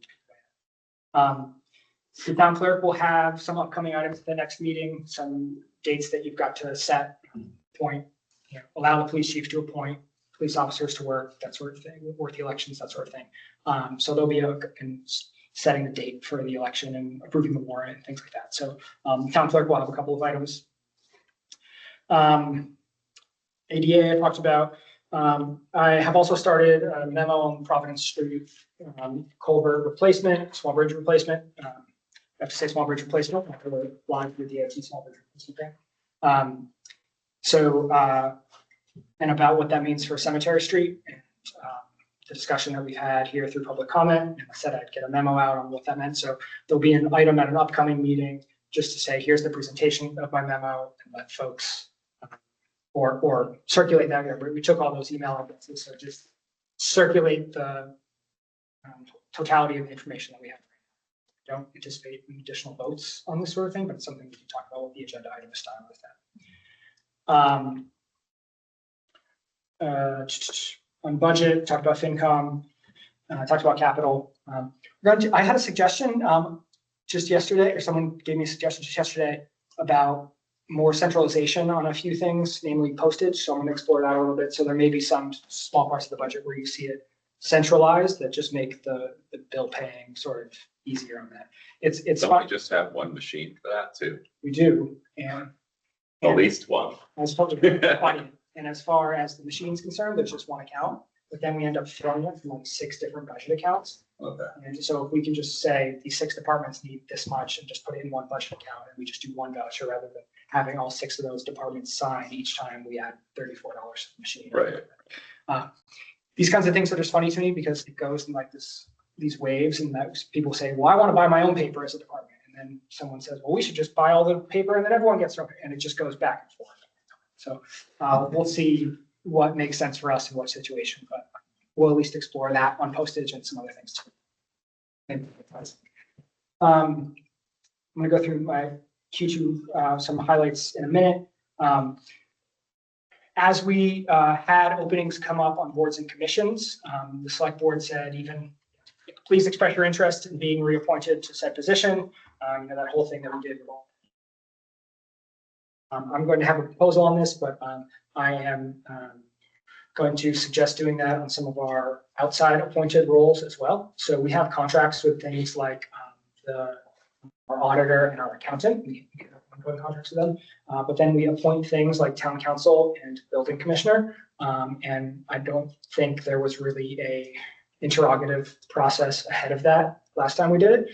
So I would like incumbents to express interest in continuing to be appointed to that role and not do a formal procurement, but also open it up to a wider community and say who else would be interested in being appointed to these roles, because they are different than, we don't say who wants to be executive assistant starting July 1st. Like we're not, it's different. So I think we should open up those to a more competitive process ahead of July 1st. In that same building inspector realm, we've recently increased the building department fees. The building commissioner came and spoke about that. I have a memo from him as well that the fees paid to the inspectors have kind of not been adjusted in a number of years. He's got a proposal to change those fees as well. So that will be part of the fiscal 27 budget request as well. But it'll be something. I will have a more formal Q2 report later today, but me going through each individual line item, there's a couple of, something I should do more often, but a couple of things got charged in the wrong places, so a little bit of cleanup on that. But just to remind folks, we've got $76,000 FinCom reserve.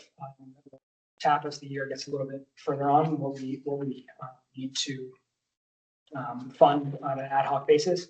We'll have some small salary savings in some places, mainly because budgeted at one role and hired somewhere else. So in both the town clerk and the finance department and treasurer collector, we'll have small salary savings. And in the highway department, we currently have one opening, and we currently hired someone at the laborer level instead of the PTO level. So there'll be some small savings there. Legal, last year we had huge savings. We had spent less than less than 3/4 of our budget, maybe somewhere around half our budget. This year we're on track kind of percentage wise across the year, but we've spent about half our budget. So a little bit more in legal expenses this year, which makes sense. We have contracts. So that was excuse me, that was something. Our IT budget looks to be strained more than I would anticipate at this point of the year. So I need to dig into that a little bit more.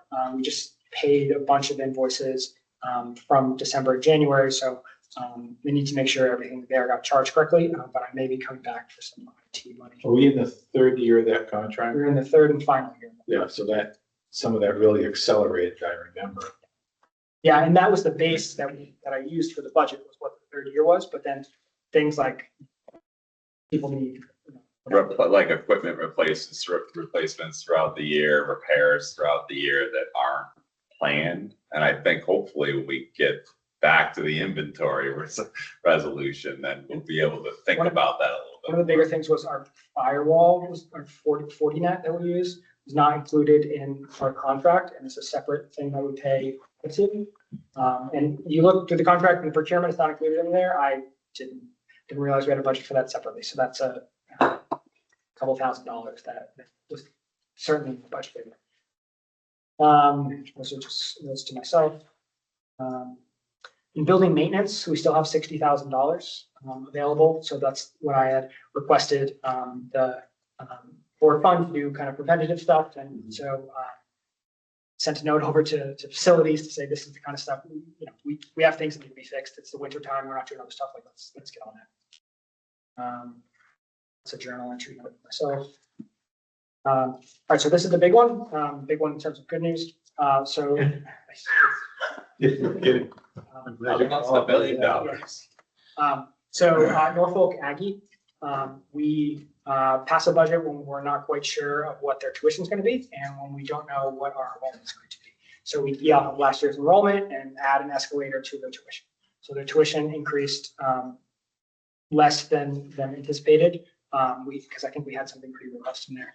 And in fiscal 25, we had 8 kids at Norfolk Aggie, 4 of them in 11th grade and 2 of them in 12th grade. So the 2 12th graders graduated. The 4 11th graders, we only 3 of them moved up. And then when those 2 kids graduated, we have the same census in 9 and 10 as we did prior. So we only replaced 1 of the graduates, and 1 of the kids who was going to move up is no longer at. A million reasons, I don't know why. So we went from 8 kids to 6 kids, and one of that decrease was in the special education program as well. So there's an additional assessment in special education. So we budgeted $370,000, and we are going to spend $100. So we're not going to touch that. It's going to sit there. It's going to fall over free cash, and then we will use this 6-kid roster in anticipation of an increase. Talk to the schools, being like, how many do you have applying? Try to gauge it again. But that's good news in that we are conservative. While we're talking about that, has the change in Valley Tech to their new lottery system, has that had any effect?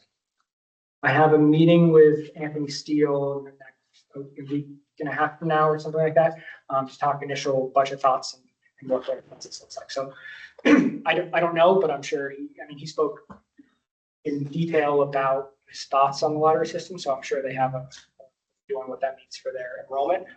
But that's kind of an upcoming meeting. But it is on we budget $35,000 for veterans benefits, and we have budgeted $35,000 for veterans benefits, and we don't spend nearly as much on that. That's a Chapter 115. It's a formulaic thing. It's not that we're not supporting veterans. It's just we don't have the low-income veteran population to need that. So we're going to see a big turn back in that. So we will budget less in fiscal 27 as a result.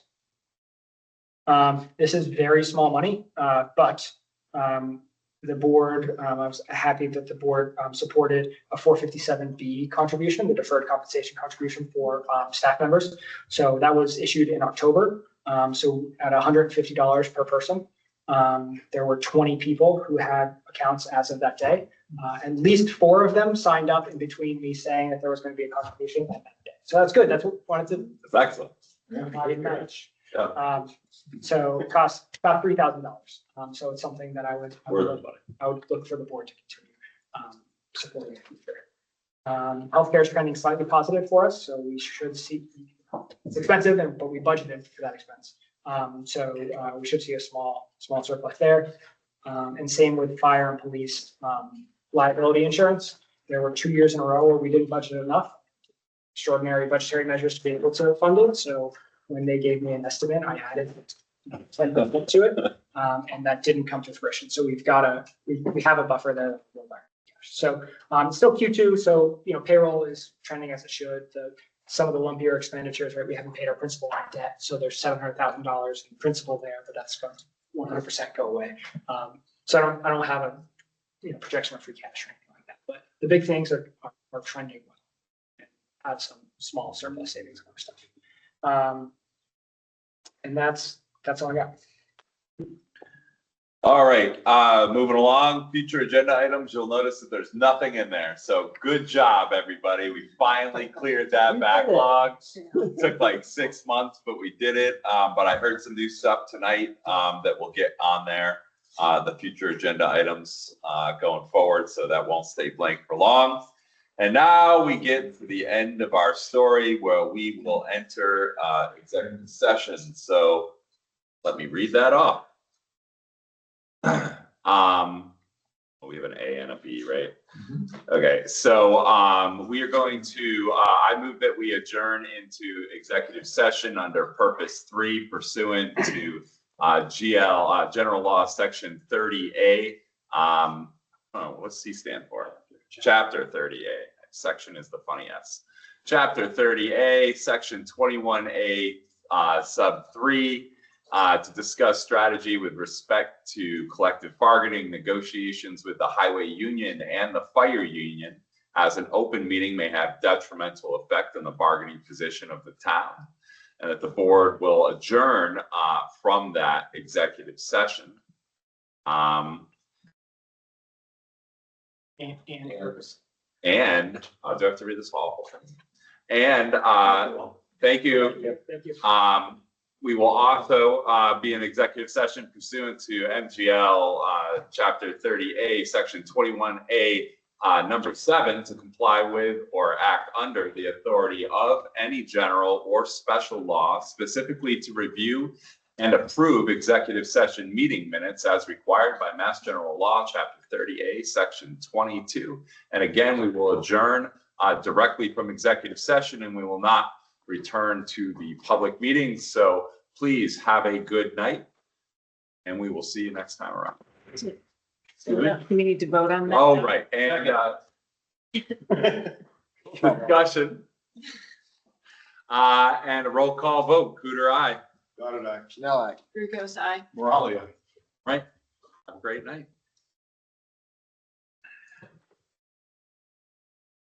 So I'm gonna go